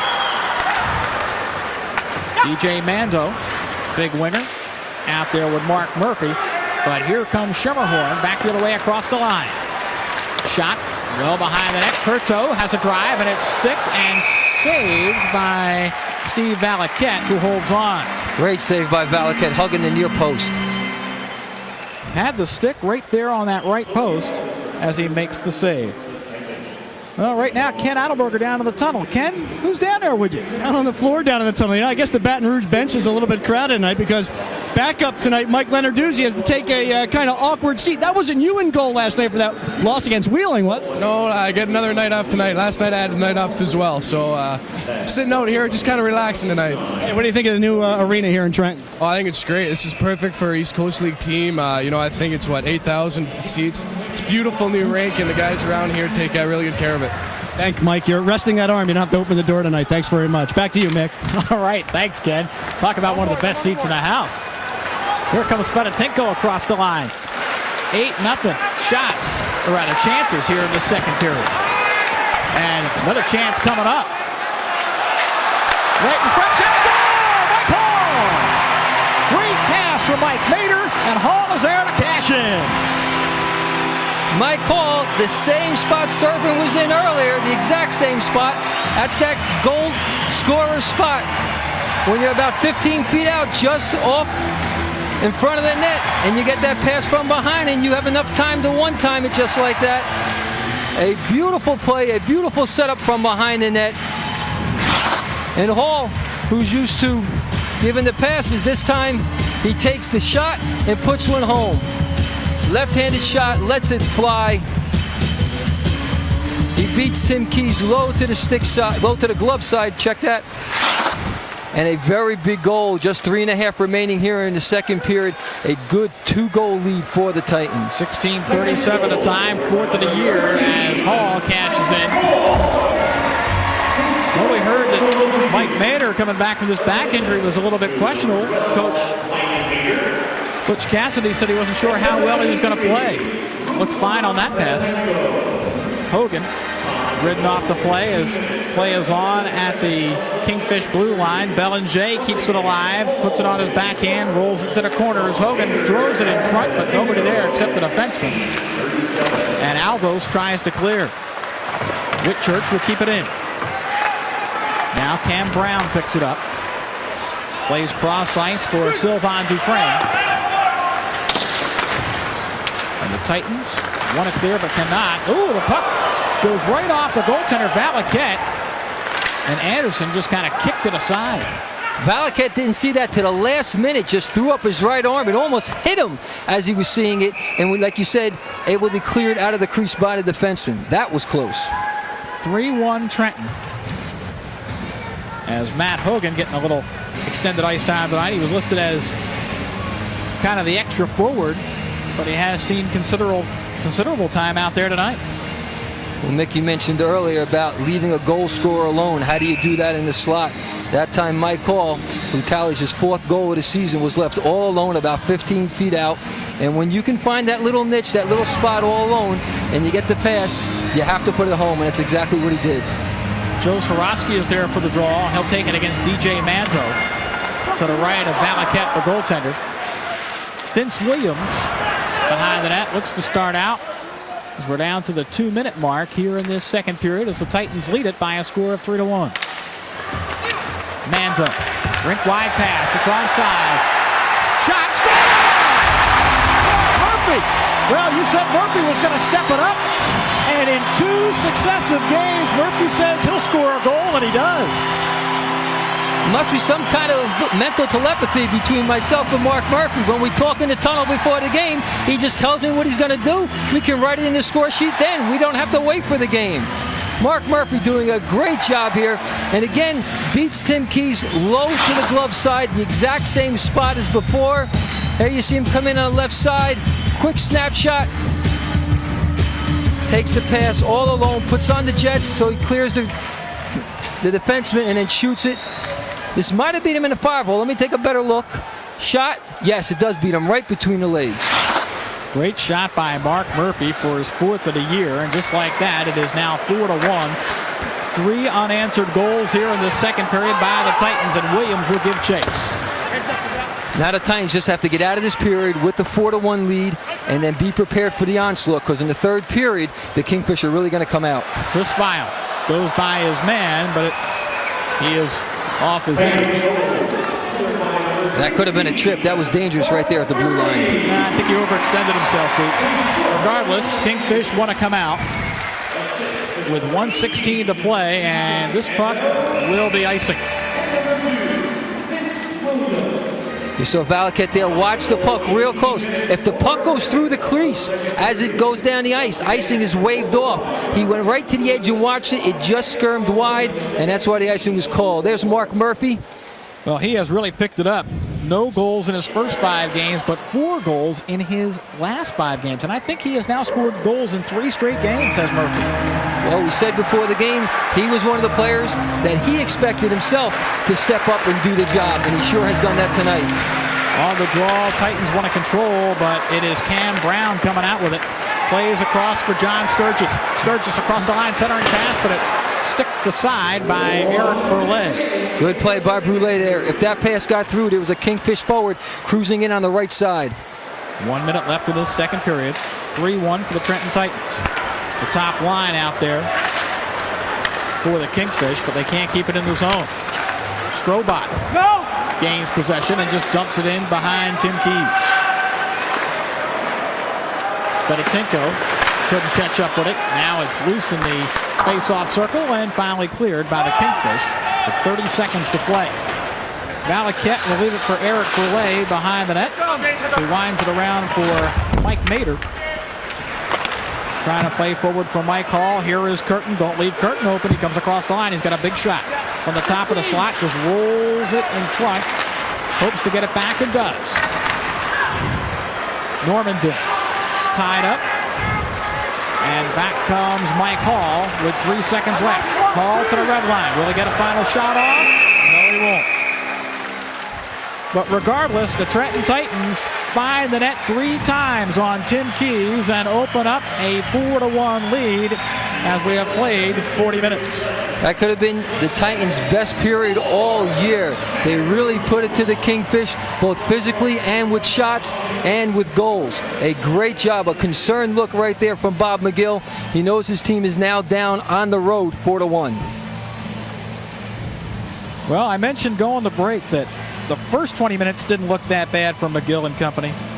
But would they keep their legs in the second period? And I think we found out our answer. It's tough when you play games on the road back-to-back. 4-1 the score for the Trenton Titans. And like you say, Pete, that may have been the best period the Trenton Titans have put together all season long. Well, don't forget, during our intermission, Ken Adelberger will be talking with Shel Samuelson, who actually won a Stanley Cup ring with the Pittsburgh Penguins back in the '92 season. He's one of the assistants here at Trenton. And of course, we'll have highlights and stats as well. Well, it's just about time now to go downstairs to Ken Adelberger with our Powerade coach interview as Bob McGill is making his way downstairs. Let's go downstairs to Kenny. Ken. Thanks, Mick, very much. Coach, major task ahead of you. 20 minutes to go. You're down 3. Can you guys muster up the energy? Where's it going to come from? Well, I think obviously a lot of it has to come from within, and that period we made a lot of mental mistakes, and it's tough, it's unfortunate, but to be down by 3 is going to be a tough task. But we've come back twice this year, down going into the third period, so anything's possible, but it's going to be a tough road to hoe. Keeping it positive in Baton Rouge. Back up to you, Mick. All right, thank you, Ken. And the Bob McGill interview brought to you by Powerade, the official drink of Clash and the Trenton Titans. Well, we have played 2 periods here. 4-1, the Trenton Titans lead the Kingfish. Hope you're enjoying the action tonight on CN8. Stay with us. We're coming back with an interview with Shel Samuelson in just a moment.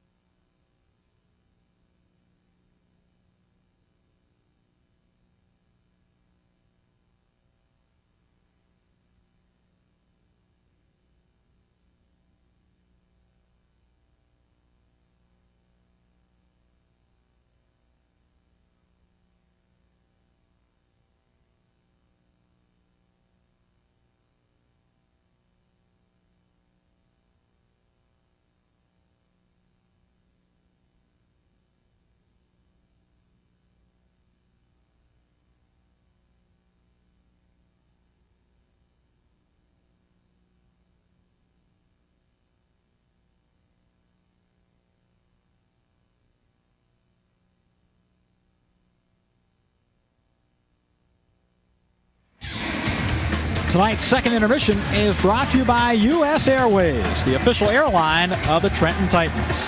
4-1 Trenton Titans. Let's go downstairs now to Ken Adelberger. Ken.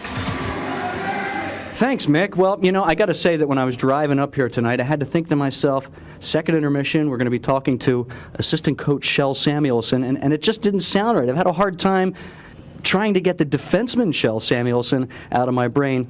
How you doing there, big guy? It's been a long time. And how have you ended up here in Trenton as an assistant coach? Yeah, actually, I was looking around this summer I was done playing in April, and I was looking around this summer for a job, and then I didn't have so much luck to do it, so I ended up talking to somebody in Flyers organization, and they said they open up a new team here in Trenton, so I called, and that's the way it worked out. You were looking for a job. Were you still looking to play, or did you want to get into the coaching side? No, I wanted to get into the coaching side. I was done playing. I mean, I couldn't do it anymore, and so to stay involved in hockey like this, and probably this is the easiest way, getting into an assistant coaching job and see if you like it for first, and then go from there.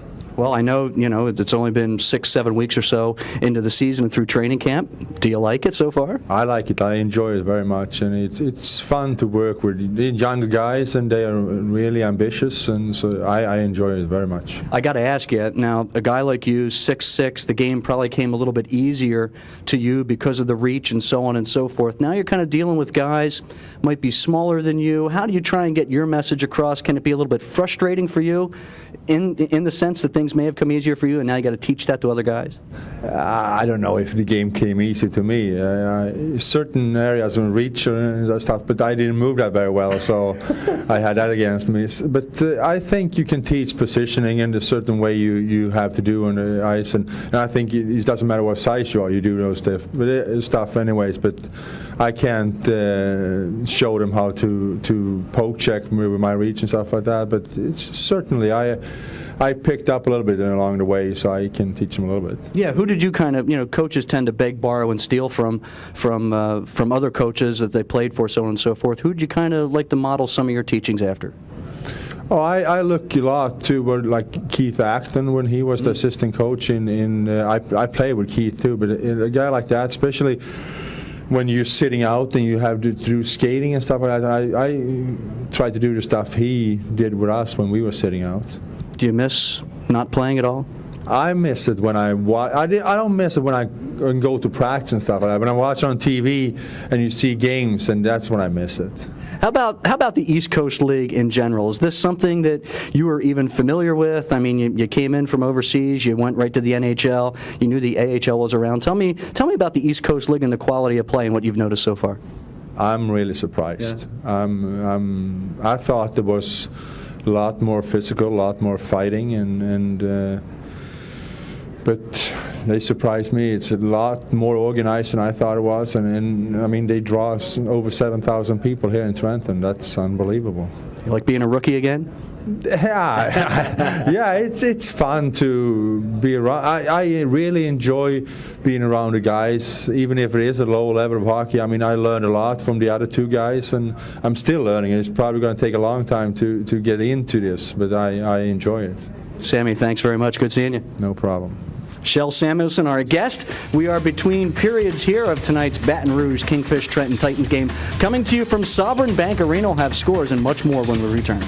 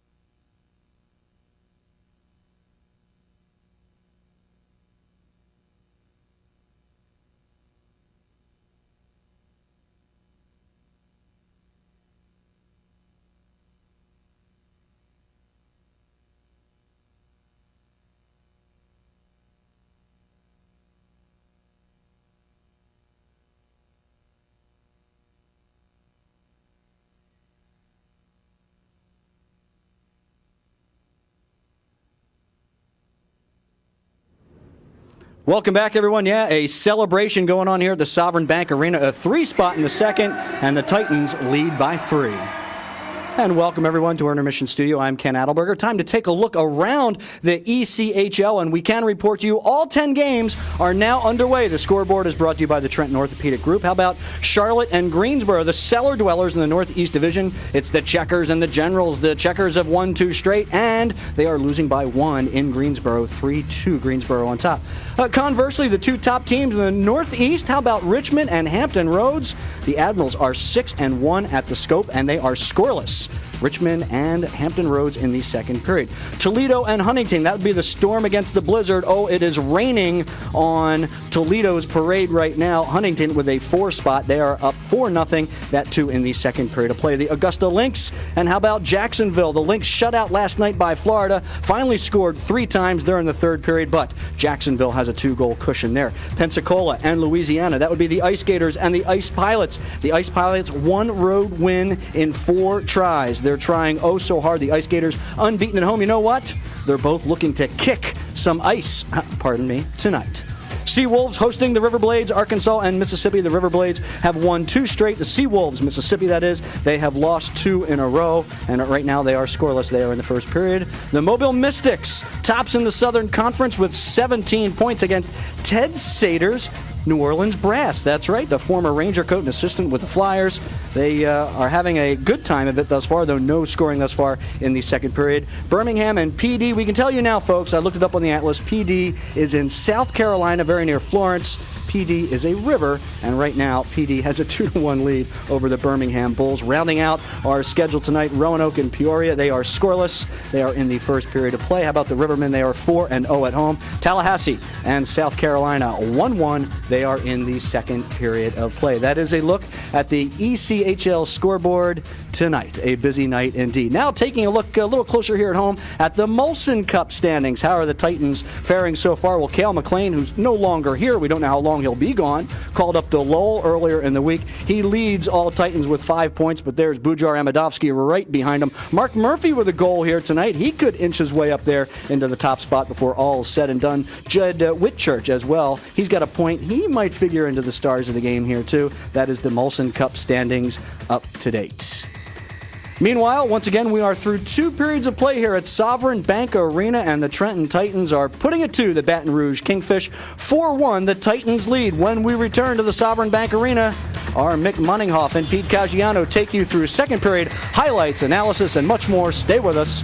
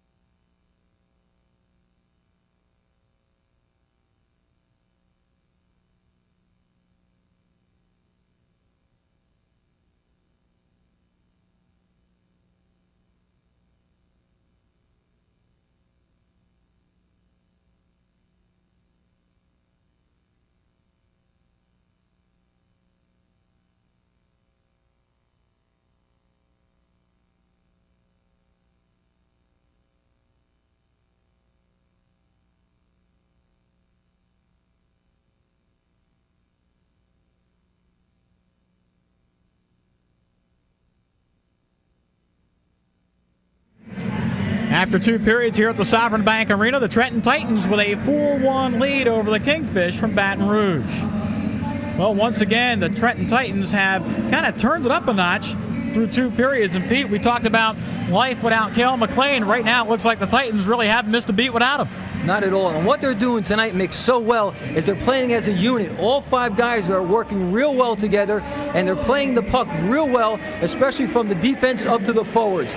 That type of play makes the whole game work better because it keeps the flow of the game going so much better. We talk about getting in the flow. The second period was all Trenton Titans. Let's take a look at the 3 goals they scored. The first one comes from Francis Bellinger. He gets his first from Jed Whitchurch. Whitchurch does all the work on this play, goes around the defenseman.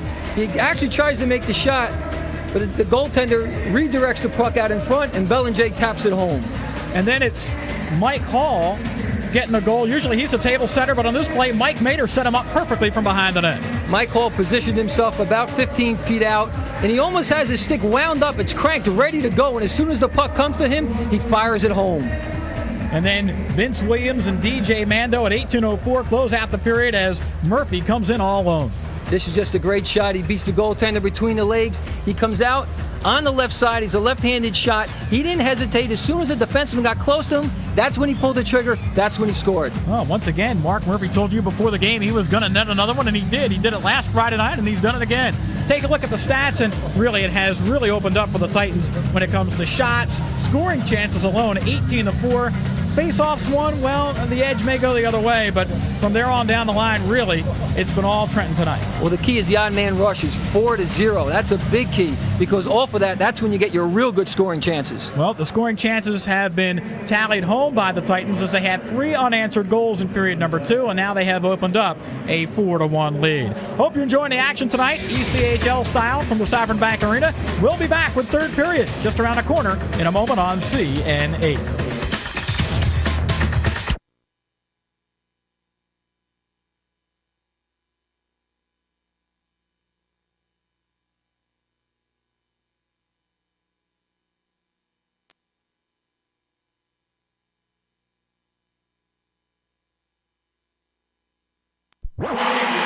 And the top line, seeing a lot of ice time tonight for the Kingfish.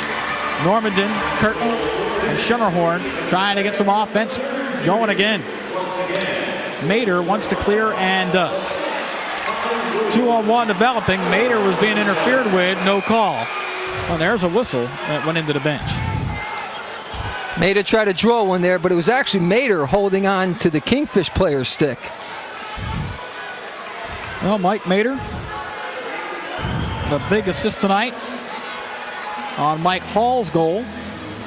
He's going to see more ice time, and now coming back off that back injury, Coach Cassidy has to be pretty pleased with what he has seen from Mader so far tonight. He's a big player, over 6 feet tall. He likes to play that physical game, fits in well with Cassidy's style. Murphy and Brown on the draw. Brown might have won it, but it is picked up by the Titans. DJ Mando along with Eric Brule. Here comes Murphy across the line. It's onside. Wants to roll toward the net. Shot saved by Leonard Ducey. And he backhands it up the near boards, and Cam Brown goes rink wide. The play is onside. Sorosky goes into the corner, ridden off the play. Brown behind the net. Gives up. Here's Sorosky. Backhander trying to stuff it in front. Rolls off the stick. Murphy wants to clear. Finally, here comes a 2-on-1. It goes ahead to Bertoli, leaves it for a man, and now Murphy, shot, save, and holding on is Leonard Ducey.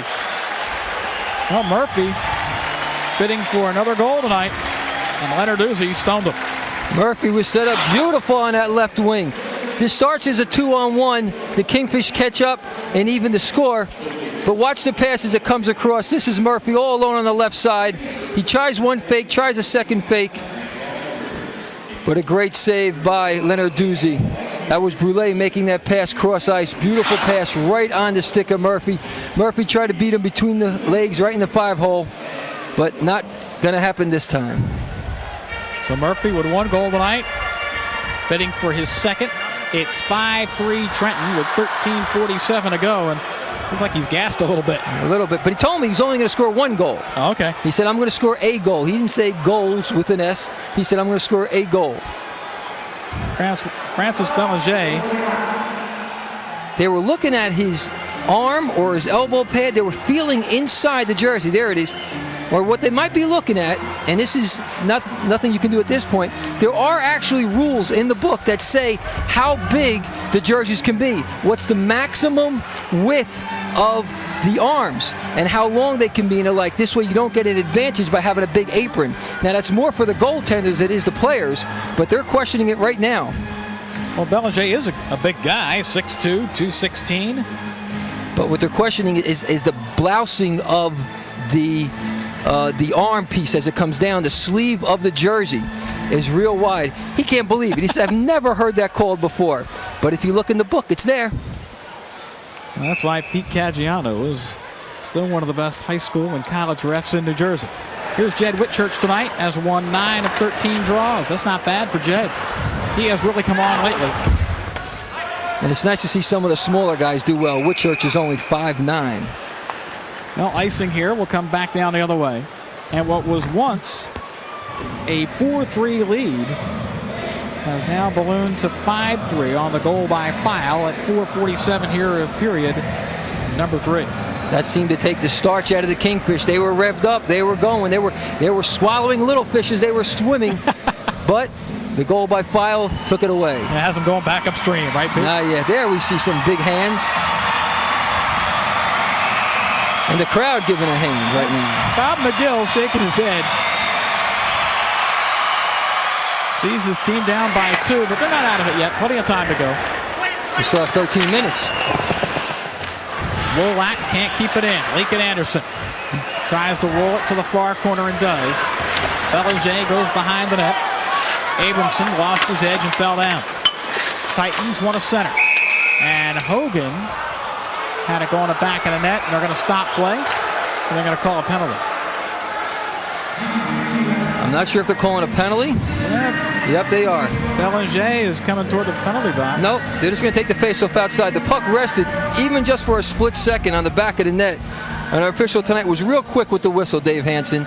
Didn't want to take a chance of any players converging and toppling over the net on the goaltender as we take a look at a fellow that's really using those eyes to watch this game closely tonight. Well, Titan fans still a little bit on the edge. Kingfish making a little run here as the total shots starting to get a little more even. Titans had that big second period advantage here. Dufresne tied up along the near boards. Belanger took it away from him. Here comes Whitchurch. Jed Whitchurch plays forward for Matt Hogan. Hogan on the right wing comes across the line. Whitchurch takes it away, wants to center a pass, but really nobody there.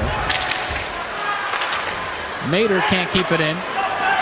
And the Kingfish come out. Wolak just rolls it into the zone as they'll get a change on the fly. And as they get a change and there's a whistle, we'll take a timeout as well.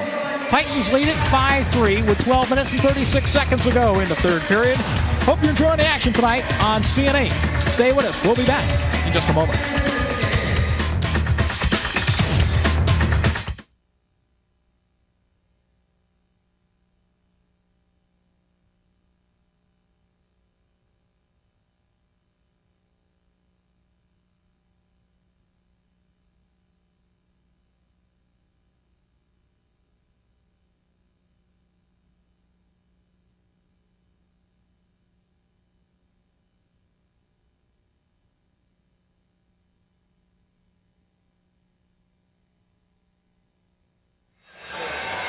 There is the mascot clash as he is high-fiving the fans. And what a 2-goal lead here with 12:36 to go. Why not? Some fans even have that decal, kind of like that college football look, you know, face painting going on. I just don't know if you want any fans holding a hockey stick. Yeah, that is true. Here's a shot and a save. Mike Leonard-Duzzi holding on right off the draw as the Titans continue to put the puck on net, Pete.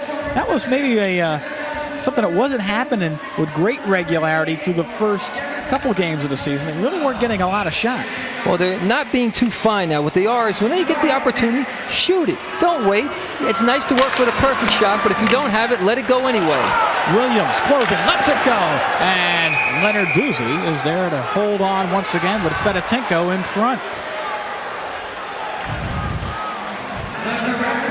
Vince Williams, bidding for his first goal of the year, has 3 assists. He was acquired from Pensacola in a trade that sent Jeff Mercer down there earlier this year. St. Andrews native. Lenarduzzi doing a good job coming out both times in the last 2 shots to the top of the crease, breaking down the angle, smothering the puck in his stomach. Well, Kingfish win another face-off, but here comes the goal scorer in Curtin. Broken up, though, as the play goes back to center ice. Fedotenko wants to play forward. A little too far ahead, though, of Mike Mader. Luke Curtin almost had his man. And Normandin tries to roll it in front, but nobody's there. Mader on his backhand, taken away. Schermerhorn comes in, backhand shot. Save! It's into the goal line. Is it going? No goal. It never went across the goal line. It stopped right on the line. Fedotenko back the other way, shot, save, loose rebound, save again. That's loose. Each team with great opportunities end to end here in this third period. And I don't know how the puck's not going in the net. Valaket made the great save, but it did trickle behind him and actually was laying right on the line. And the whole puck must be over the whole line to count as a goal. You see some of the Kingfish players, they're questioning it. But our official was right on the line. He made the call. And then right after the play, the Titans come down and put a lot of pressure and a good shot against Lenarduzzi. Schermerhorn came in on the backhand, and it goes off the stick, and watch, it's going to lay right on the goal line. You see it right there, and finally it's swept away by Mike Hall. Mike Hall saving the day, taking the puck right off the line. No, it wasn't going in. It was just sitting there for anybody. And Fedotenko almost had a good chance back the other way. 22-9 chances for the Titans tonight. Sorosky, who has a goal, shot, glove save, holding on as Valaket. The faceoff will come to his left in the Titans' end. Look at the size of that glove. That glove is about 15 inches long and about 11 inches wide. It's actually bigger than a first baseman's glove. You can almost compare it to the type of gloves that catchers use that catch knuckleball type pitchers. It's a huge glove, and it's designed not only to catch the puck, but it has a piece on the wrist to help deflect as well. Murphy and Brown on the draw. The Titans win this one. Sergei Skrobot winds around the far boards. Here comes Murphy. On his forehand, just dumps it in. It goes behind the net. Who's going to get there first? Bertoli, a one-timer. Goes well wide. Sergei Skrobot keeps it in, throws it in the slot for Bertoli, but it's ridden off the play there. And Jason Hamilton, who hasn't logged too many minutes outside of a big fight tonight, is out there right now trying to clear the zone against Mando. And keep an eye on those two. Bertoli in the slot. Sturgis gets a stick on it, and finally it is Sorosky who plays forward. It comes ahead now to John Sturgis. And he's broken up. Titans pick it up as Brule, Eric Brule, comes across the blue line all the way to center ice, rags the puck a little bit, and why not with a 2-goal lead. Take a little time off the clock. Now Mike Murphy. Or Mark Murphy, I beg your pardon, plays forward. Dufresne on the backhand. Broken up. Hogan takes it away. Here comes Whitchurch. On goal shot and a save. And a glove save it is by Mike Lenarduzzi as he holds on. What you're seeing here, Mick, this is the fact that the Trenton Titans have been off all week and the Kingfish played last night. Whitchurch doing a great job picking up the loose puck in center ice. He tried to slip it right between the legs. Lenarduzzi made a nice job of just getting enough of the puck to hold on, as Whitchurch was also bothered by the back-checking defenseman of the Kingfish. Whitchurch and Todd Miller on the draw. Oh, here's a face-off that's won, and the drive goes well wide, and we have a whistle in front. Mike Lenarduzzi is down. Oh, he's hurt. Reaching for the back of his right leg is Mike Lenarduzzi. Might have pulled something here as there was a little collision in front and somebody actually might have sat down on his pad. Well, let's hope that's all it is, because he's twisting almost the same way you would twist if you pulled a hamstring muscle or possibly a groin muscle. He's wheeling back and forth. No, maybe it's a knee the way he's flexing that way. Well, Lenarduzzi played last year with Amarillo in the Western Professional League. Another look at it here as the Titans were storming the net. Well, he got bowled over. And Bob McGill really wasn't happy that could have had an interference penalty there. But it was actually Keith Bland who knocked the Trenton player into his own goaltender. And a little side note on Keith Bland. Keith is actually from New Jersey. There we see Lenarduzzi getting up. Well, Lenarduzzi seems to be all right. This will be Whitchurch and Todd Miller on the draw, and it is won by Whitchurch, who actually took it toward the net. And his shot didn't have a lot on it. Now Whitchurch tries to play back in. Dufresne. And now the Titans want to clear. It came out of the zone, and Abrahamson took it back in, and that's why the faceoff will come back outside the zone. There we take a look at Keith Bland. Keith actually played right here in New Jersey for St. Joe's High School in Montvale, was part of the state championship team in '91, his sophomore year when they defeated Del Barton.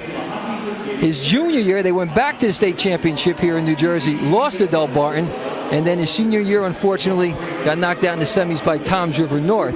But there's another player, Max Middendorf, who also went to St. Joe's St. Joe's in Montvale, New Jersey, who had a short stint with the Quebec Nordiques a couple of years back.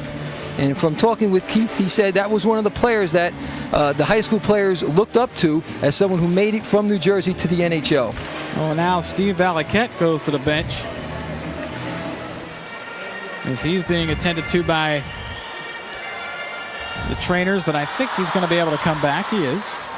Well, Mick, that's half injury, half I need a rest kind of thing. So I tell him I have a problem with my contact. Come over, give me a hand. Delay the game a little bit, slow it down. 9.5 minutes remaining. You're in control with a 2-goal lead. You don't want to give up any of the momentum. Hall wins another draw for the Trenton Titans. Chris File with a goal tonight, plays it in for Fedotenko, and File will keep it alive at center ice. Mater looking for a man. It is Hall coming across the line. Shot, save. Hall with a rebound. Couldn't get it to go in. Oh, we could get a delay right there as the defenseman pulls the puck underneath him to stop play.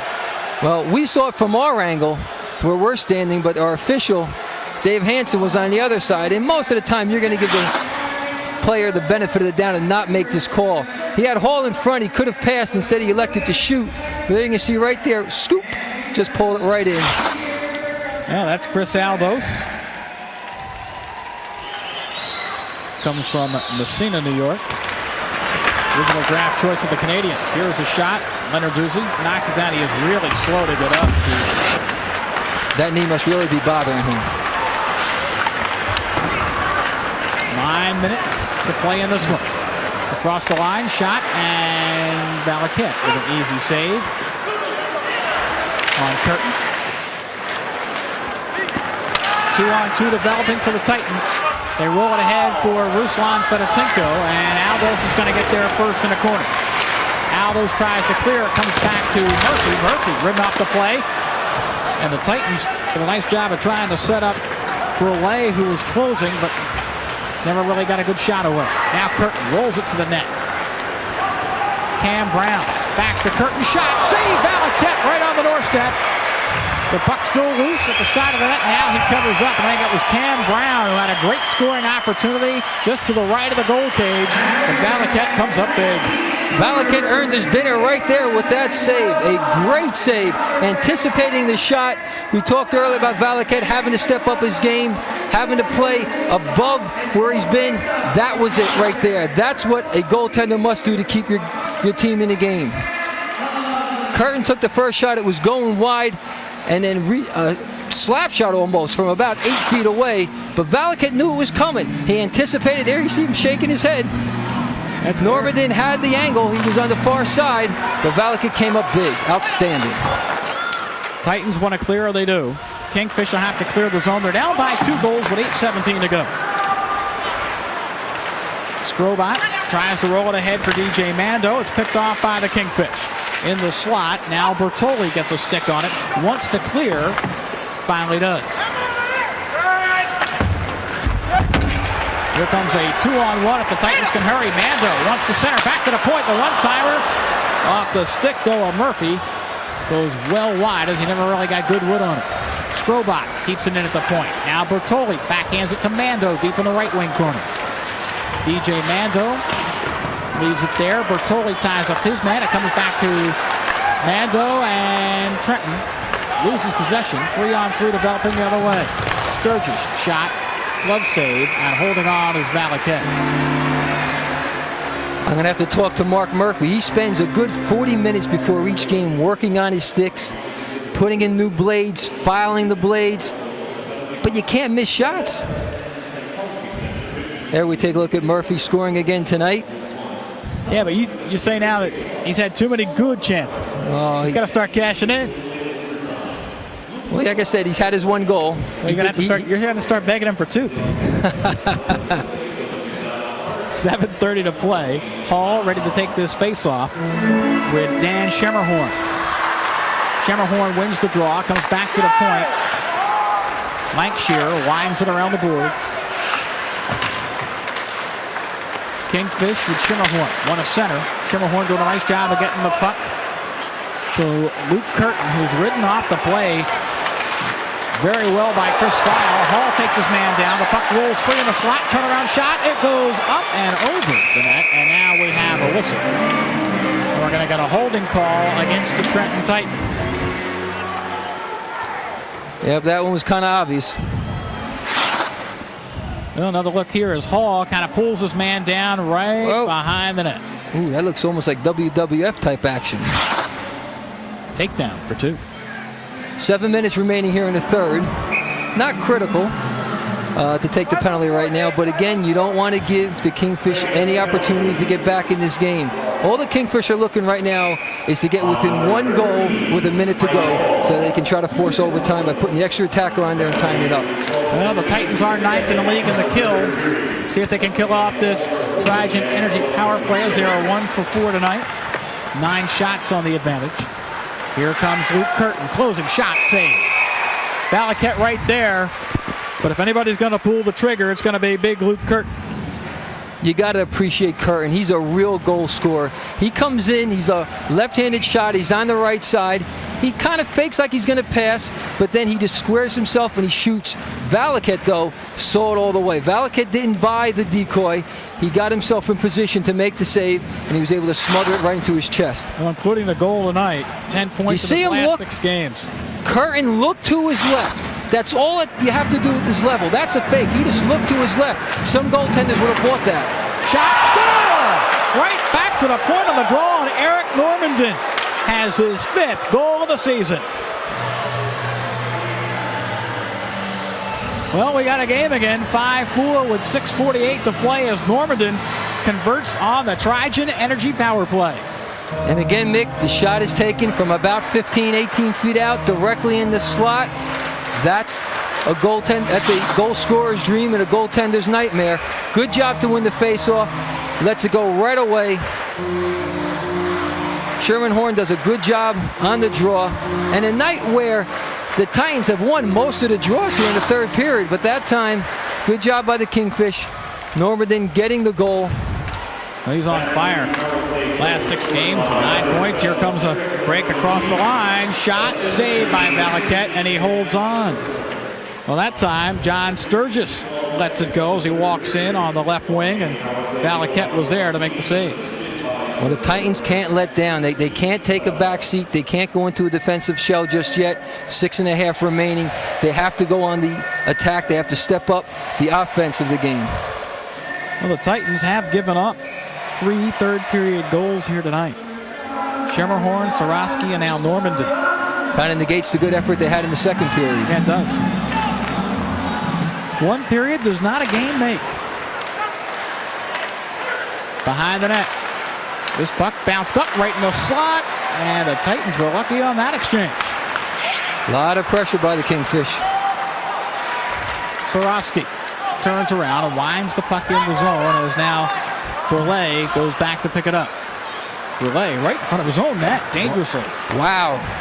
You never want to do that, especially in the third period of a 1-goal game. Now that puck was shot in the zone and out by the Kingfish, so the faceoff will come outside the zone. That'll give Valaket a little more room as he reaches back for a drink. But I tell Mr. Brulé, hey, Eric, you may have been the WPHL Defenseman of the Year last year at Abilene, but this isn't Abilene. Well, right now the Titans look a little disorganized. Good pressure by the Kingfish. And the Titans have lost that tightness, have lost that cohesiveness they displayed, especially in the second period, in the beginning of the third period here. Now they're scrambling a little bit, and they're chasing the puck. And when you chase the puck, you're in trouble. Fedotenko, Hall, and Murphy out there against Schermerhorn, Normandin, and Curtin. So the two top lines going head-to-head here in the final 6:02. Good look at Mike Mader. Has come back off a back injury to have a pretty big game tonight. Played a great second period. Schermerhorn and Hall on the draw, and now Normandin will take Schermerhorn's place. Every faceoff is real important now, even the ones in center ice. Kingfish win this one. Dumped in toward the net. Schermerhorn will get there first. Takes a hip check. Kingfish still control deep in the corner. Normandin spun off the play. Titans want to clear. There's a good bounce, and Hall comes out 3-on-2. Tried to play through for Fedotenko. Broken up nicely at the blue line, and File with a big chop to send it back in. Abramson winds it around. Ooh, cross-check from behind as Mader was knocked down. Likit Andersson keeps it in. He got up real slow after that, too. It was definitely a two-hander, but no call. Hall wants to center, gets it back. Closing, Hall, shot, saved by Leonard Ducey. Here comes Eric Normandin to center ice, 2-on-2. Normandin, top of the slot, finds Curtin, closing shot. Didn't get good wood as it was partially deflected by Cam White. Curtin had a tough time on that. The pass was actually in his skates. He had to kick it up to his stick before he can shoot. Here comes a 2-on-2 back the other way. Bertoli gonna race to the corner. Tries to go in there hard with Aldos. Aldos wants to tie it up. Titans want to dig it free. Bertoli trying to freeze the puck for a face-off. Now wants to center. Spun off by Swarovski. Here come the Titans right in front, man, though. Couldn't get wood on it. And back to center ice, where Burley will control. That's where games are won, Mick. In the corners, in the trenches, behind the net. Real good work by the Titan forward line right there. Eric Brulé on the fence with Likit Andersson for the Titans. They try to play through for Murphy. There's a whistle as this is an icing, and it comes back the other end. Let's take a quick timeout. 4:09 to go as the Trenton Titans lead this one by a score of 5-4. Can Coach Cassidy crank it up for the final 4:09? We'll find out in just a moment.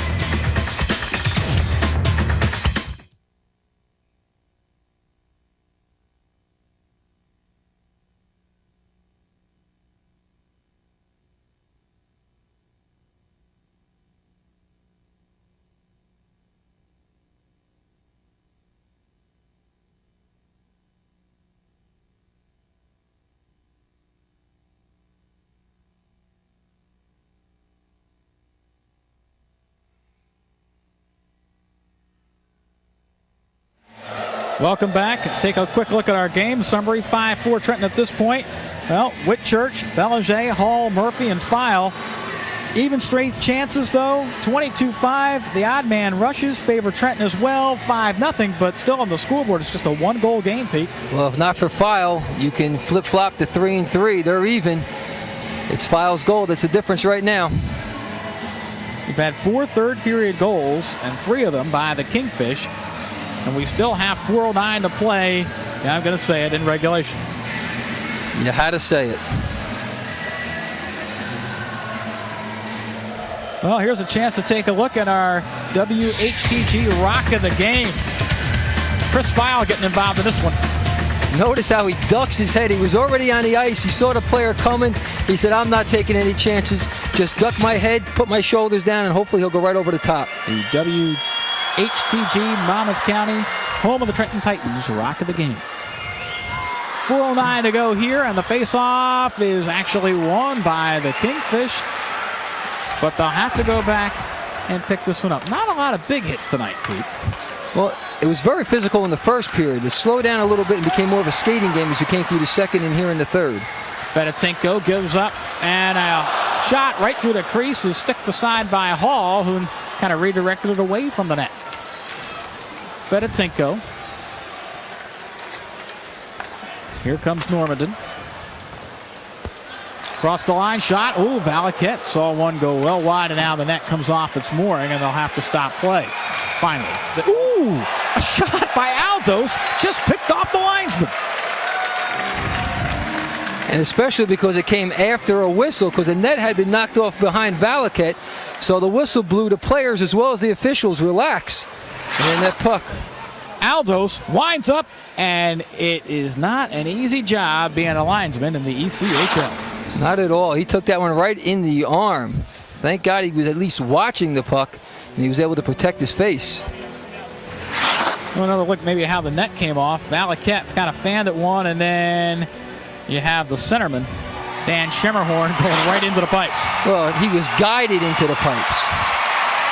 That's what a good defenseman does. He runs the forward right into the net. Rick Church out there with Belanger and also Hogan. And Belanger knocks this puck into the Kingfish end, centers a pass. Here comes Hogan. Backhanded by Belanger, just went wide. And the Kingfish will clear. Great chance there. Sorosky plays forward here for Croteau. And can the Titans clear? It went into the bench and then comes back out. Something I've noticed tonight, something that the Kingfish do very well, is they spring the off wing. What they do is they change the flow of the play from one side of the ice to the other. Whenever they're breaking out of their zone, look for a deep cross-ice pass. They're very good at springing that far wing, and they've just missed a few times tonight. I want to let our fans know that hoops have an opening night. It's just around the corner. Princeton takes on Syracuse. It comes up right after our postgame. College basketball tonight on CN8. First of 91 games. Wow. As the gates of heaven are open. 2:53 to go in this one. The Titans with a 5-4 lead over the Kingfish of Baton Rouge. A Titans win gets them to the 500 mark. On the draw, it goes right back to the point, and fanning on the drive there was Abrahamson. Can't fan on a drive like that with players stacked up in front of the net. Kills the whole momentum of the play. Well, back the other way, they'll try to center a pass quickly. It's right behind Likit. Is it in or not? Yes, it is. It's a goal, it's a goal, it's a goal. Again, as I said, watch the referee. When he points down, that's exactly what it did, and it did go in and out real quick. I'm not even sure who put it across the line, as it was kind of like fluttering right on the goal line. Here's the play that starts took it in front. It's not there, it's right there. Looks like number 14 with the tip. That would be Jason Hamilton near the side of the net. But I think it's Skirbot who actually pushes it over the line. We're going to watch Skirbot. He's right in the middle of your screen. Watch him with the stick right there. I believe it's Skirbot who accidentally puts it over the line behind Likit. Now we're going to get a timeout. But what about a big goal, huh? 2.5 minutes remaining. They give the goal to Joe Sorosky, number 11. And that would be his second goal of the night. And down in the truck, they kind of thought that Cam Brown was the guy that took that shot. But they give the goal to Sorosky nonetheless. But as we learned, Mick, write things in pencil because they do change. Yeah, this is true. Here we take a look at Coach Cassidy talking to his players. He has to pick them up. He has to instill the fire that they had early in the game. Same thing being done on the other side. Joe Sorosky picks up his second goal of the night, his 6th of the season. And the time of the goal is 17:26. And it ties things up at 5.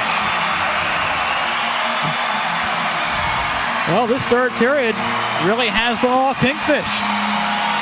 We thought that maybe they'd have tired legs coming out here toward the end of this game, but it's really been quite the opposite. Well, the 15-minute rest between periods 2 and 3 obviously did them more good than it did the Titans. Well, you hear the crowd noise coming up because the Titan fans don't want to see this one slip away. They're back in the home faithful. Likit couldn't catch up with it. 5-5 game with 2 minutes and 25 seconds to go. Fedotinko couldn't control. Now the Titans want to clear. Fedotinko on the backhand will skate it out. Gets it ahead for Mader. Mater rolls it ahead. Lankshear trying to ride him off. Better take on front. Couldn't get the stick down. Here comes a 2-on-2 if the Kingfish can hurry. Across the line, Curtin.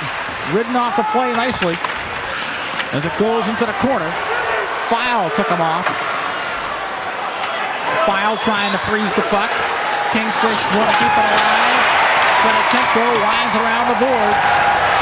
Abrahamson's going to get there first. Now here comes Williams. And Vince Williams goes rink wide and clears. Down to 140 of a 5-5 game. The shootout is looming. File couldn't catch up with it. Williams gives chase. Winds it around and wants to clear it. Comes out of the zone. Going back and giving chase is Paul Croteau.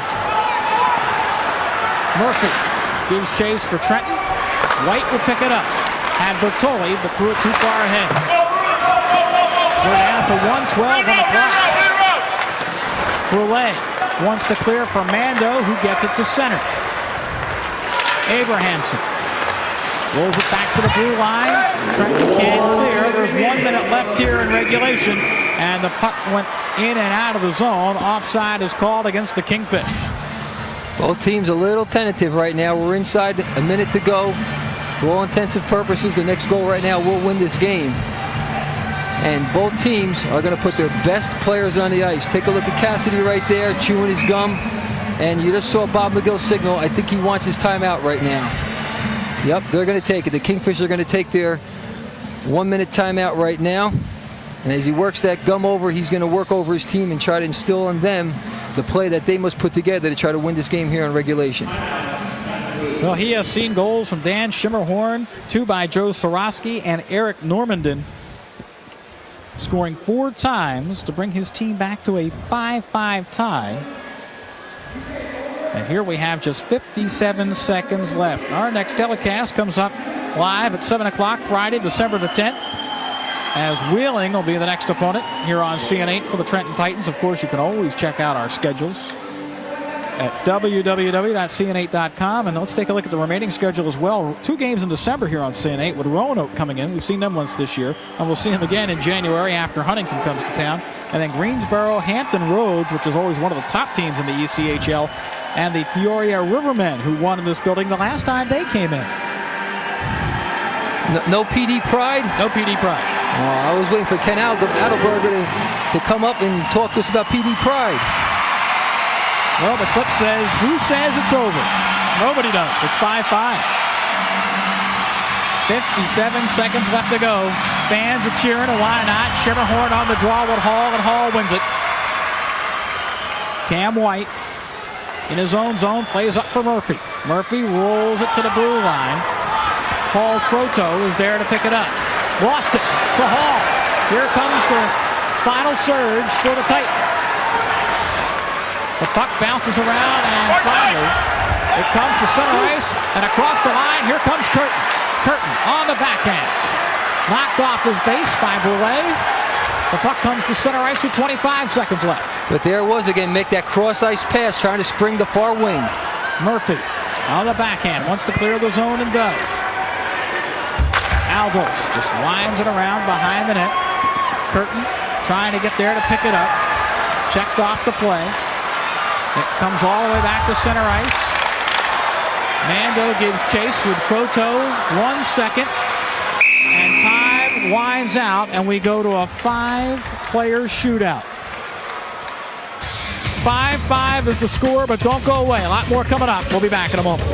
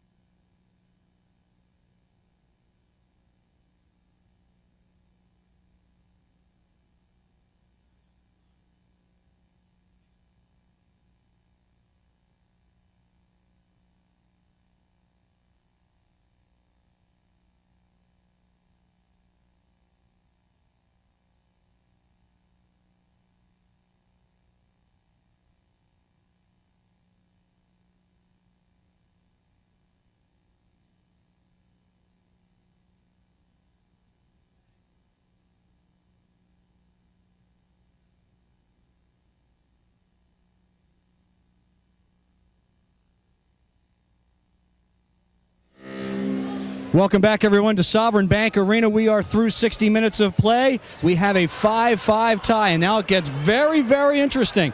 No overtime period. They go to a shootout. 5 aside, the coach's choice. They will alternate shots and penalty shots. 1 continuous motion from center ice in on the goalie. No rebounds allowed.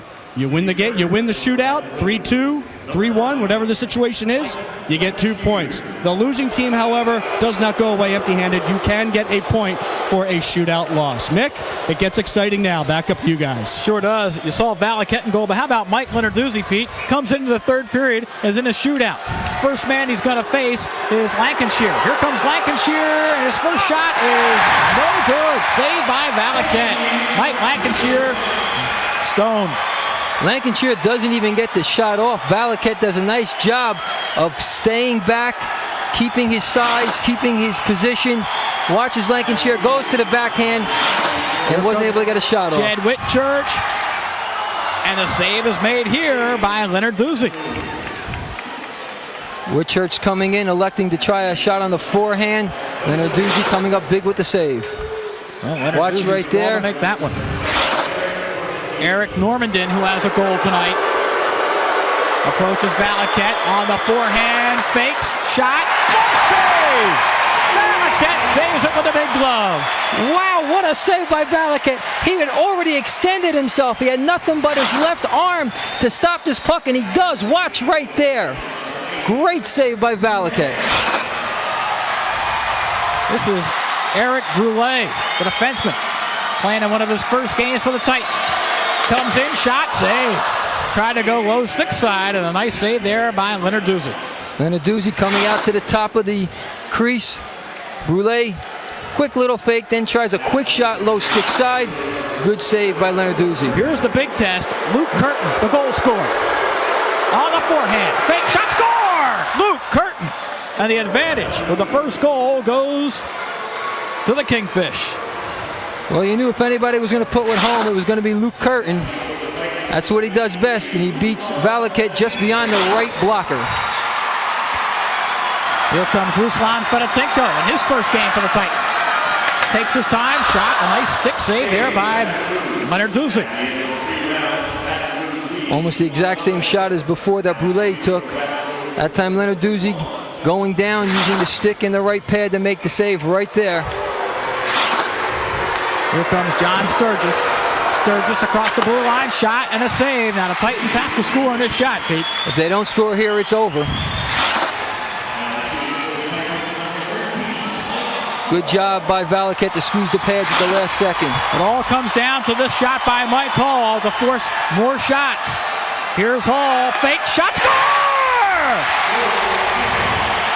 Mike Hall ties the overtime shootout at 1. Mike Hall does something different none of the other shooters did. He came in on an angle, and with his body to the right, he shot back to the short side. And here comes Joe Soroski.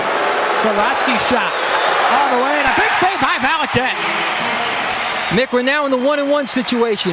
If the Titans score right here, it's over. They go 1-1-1 the rest of the way. Soroski with a nice wrist shot. Here comes DJ Mando. Mando across the line. See if he rises up on a big drive. Wrist shot. Ooh, fired it right over the net. So Mando fires wide. Here we take a look at it. Comes in, quick snapshot. Trying to go high, just missed the crossbar. Casey Wolak, the penalty minute king with 70 coming in the night.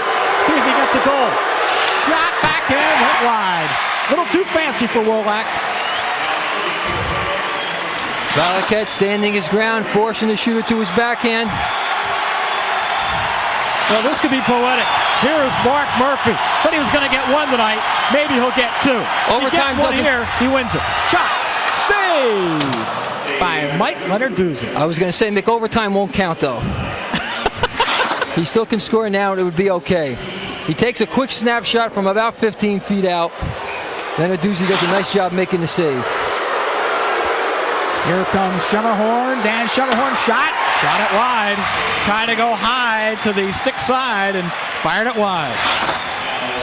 How nervous do you think these goaltenders are? Look at that, the shot goes just wide. Here comes Matt Hogan for the Titans. A goal, wins it. Hogan in, shot, went wide to the far side. Well, everybody getting the chance. Here comes Hogan again, trying to hit the upper corner from about 15 feet out, missed the net. Here is Cam Brown. He's a goal scorer. Full head of steam, shot. Ooh, he was looking behind him was Valiquette, but it didn't go in. Valiquette got a little bit lucky there. That time he almost was beat in the 5-hole between the legs. He catches a little bit of the left pad and just skitters wide. Here comes Scott Bertoli, the Princeton product. Bertoli for the win, shot, no. Stone there by Mike Lenarduzzi. Lenarduzzi with a great save using the blocker. Left-handed shot, trying to go high stick side. Notice goes right off that big part of the arm, right there. 21-year-old Sylvain Dufresne. On the forehand, faking to the backhand, and Valiquette's there for the save.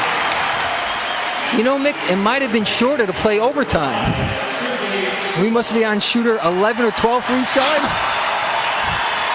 Take a look here. Tries to go to the backhand, doesn't even get it on net. Here's Sergei Skrobot. He's got a big drive. See if he winds up. No, stick handles in, goes to the backhand, and couldn't fake out Mike Lenarduzzi. What he was trying to do was to get Lenarduzzi to move all his momentum one way, and he did. But Lenarduzzi, give him credit, sticks out the stick and just gets enough of that puck to deflect it wide. Here comes Paul Croteau, the defenseman. Croteau, shot, save. Big save by Steve Valiquette. There's the second or third guy that tried to beat Valiquette between the legs, but he's quick right at the end, squeezing the pads together and holds on. Here is Mike Mader. Mike Mader for the Titans. To the blue line. Comes in. Fakes. Oh, had it roll off the stick. No rebound, so once it hits the goaltender's pads, it's done. What you also have to remember, Mick, is these shots are being taken after an entire period has been played, so you may catch a rut in the ice. You see what happened right there. The puck bounced over his stick. Todd Miller didn't see a lot of ice time tonight. He ought to be fresh. Here comes Miller to the backhand, and a nice right pad save by Valiquette. Again, Valiquette going with the shooter, sliding his body to the right, sticking out the right leg, making the save. We are tied 1-1. If Likit Andersson can score, it's all over. Here comes Andersson. Fakes, shot, went wide. I've seen nobody really wind up with a big blast yet, Pete. Well, I doubt you're going to see that, but what I'm surprised at is we're not seeing more shots on net. There's no excuse, no reason to miss a shot on a penalty shot. Chris Aldos scores! And now the advantage goes back to the Kingfish as Baton Rouge leads the shootout 2-1. Good move here. He takes his time. He gets Valiquette moving, and then just slips it right between the legs. He beat him in the 5-hole where they've been trying all night. Francis Ballagé has to score or it's all over. Ballagé's in shot. It's wide, and the Kingfish win it. They win it 2-1 in the shootout as we ended 5-5 in regulation. It was 4-1 after 2 periods for the Titans, and the final is 6-5 for the Kingfish. The Kingfish did it last night in Wheeling, and they did it again tonight, coming back to tie the game and then winning it in a shootout. Bob McGill, the head coach, walks off, and he had kind of a long face after 2 periods when he saw his team down 4-1, but big third period by the Kingfish as they win it. Let's take a look at the winning goal in the shootout here. As the second goal in the shootout, it was Chris Aldos going right between the legs, Pete. That's where the last 3 or 4 shooters try to hit. And the puck was not blasted through, it just squeaked through. And then Belanger trying to go high to the stick side, and you see a jubilant Mike Lenarduzzi saving the game for his team. So Leonard Doozy with the big save. Let's go downstairs to Ken Adelberger. Ken. Hey, thanks very much, guys. We're with Chris Aldo, who, pretty much iced this one. Chris, where were you going? What were you thinking when you were coming in? Well, I see a lot of guys are coming down and getting shots off, and he's a big goalie and he covers a lot of net, so I thought maybe I'd just move a little bit and see how well he moves side to side, and I just squeeze in underneath his arm. Moreover, how thrilling it is to get a victory out of here after being down by 3 after 2 periods. It shows great composure for this hockey club. Being down 4-1, we're really a third period team, and these guys have a lot of heart, and to come back like that, it's a great feeling. I asked Coach McGill after the second period, I said, tall order, you guys are down by 3, you got to come back. Where's the energy come from? Where are you going to muster it from? Where did it come from? I don't know. I think he had a great talk in the locker room between periods, but I think these guys have a lot of fire underneath them inside each individual, and I think that was enough to do it. Were you guys worried about legs come second, third period, later as this game progressed? Tough loss last night in a shootout situation, and you're just on a horrendously long road trip. Yeah, we were thinking about it a little bit on the bus trip, but when it comes to game time, I think it all comes down to mental preparation, and if your mind tells you that your legs are fine, then they're fine. That's mind over matter, and like the coach said, if you don't mind, it doesn't matter. You got that right. Chris, congratulations. Thanks very much. Back upstairs to you guys in shootout fashion, 6-5 Baton Rouge over the homestanding Titans. Well, thank you very much, Ken. And Pete Caggiano, I'll tell you, 6-5 finals, the way it goes out. I've never seen a shootout before, but I'll tell you what, it's very exciting in the ECHL. It's exciting and it's nerve-wracking. How would you like to be a goaltender and have to face shot after shot after shot?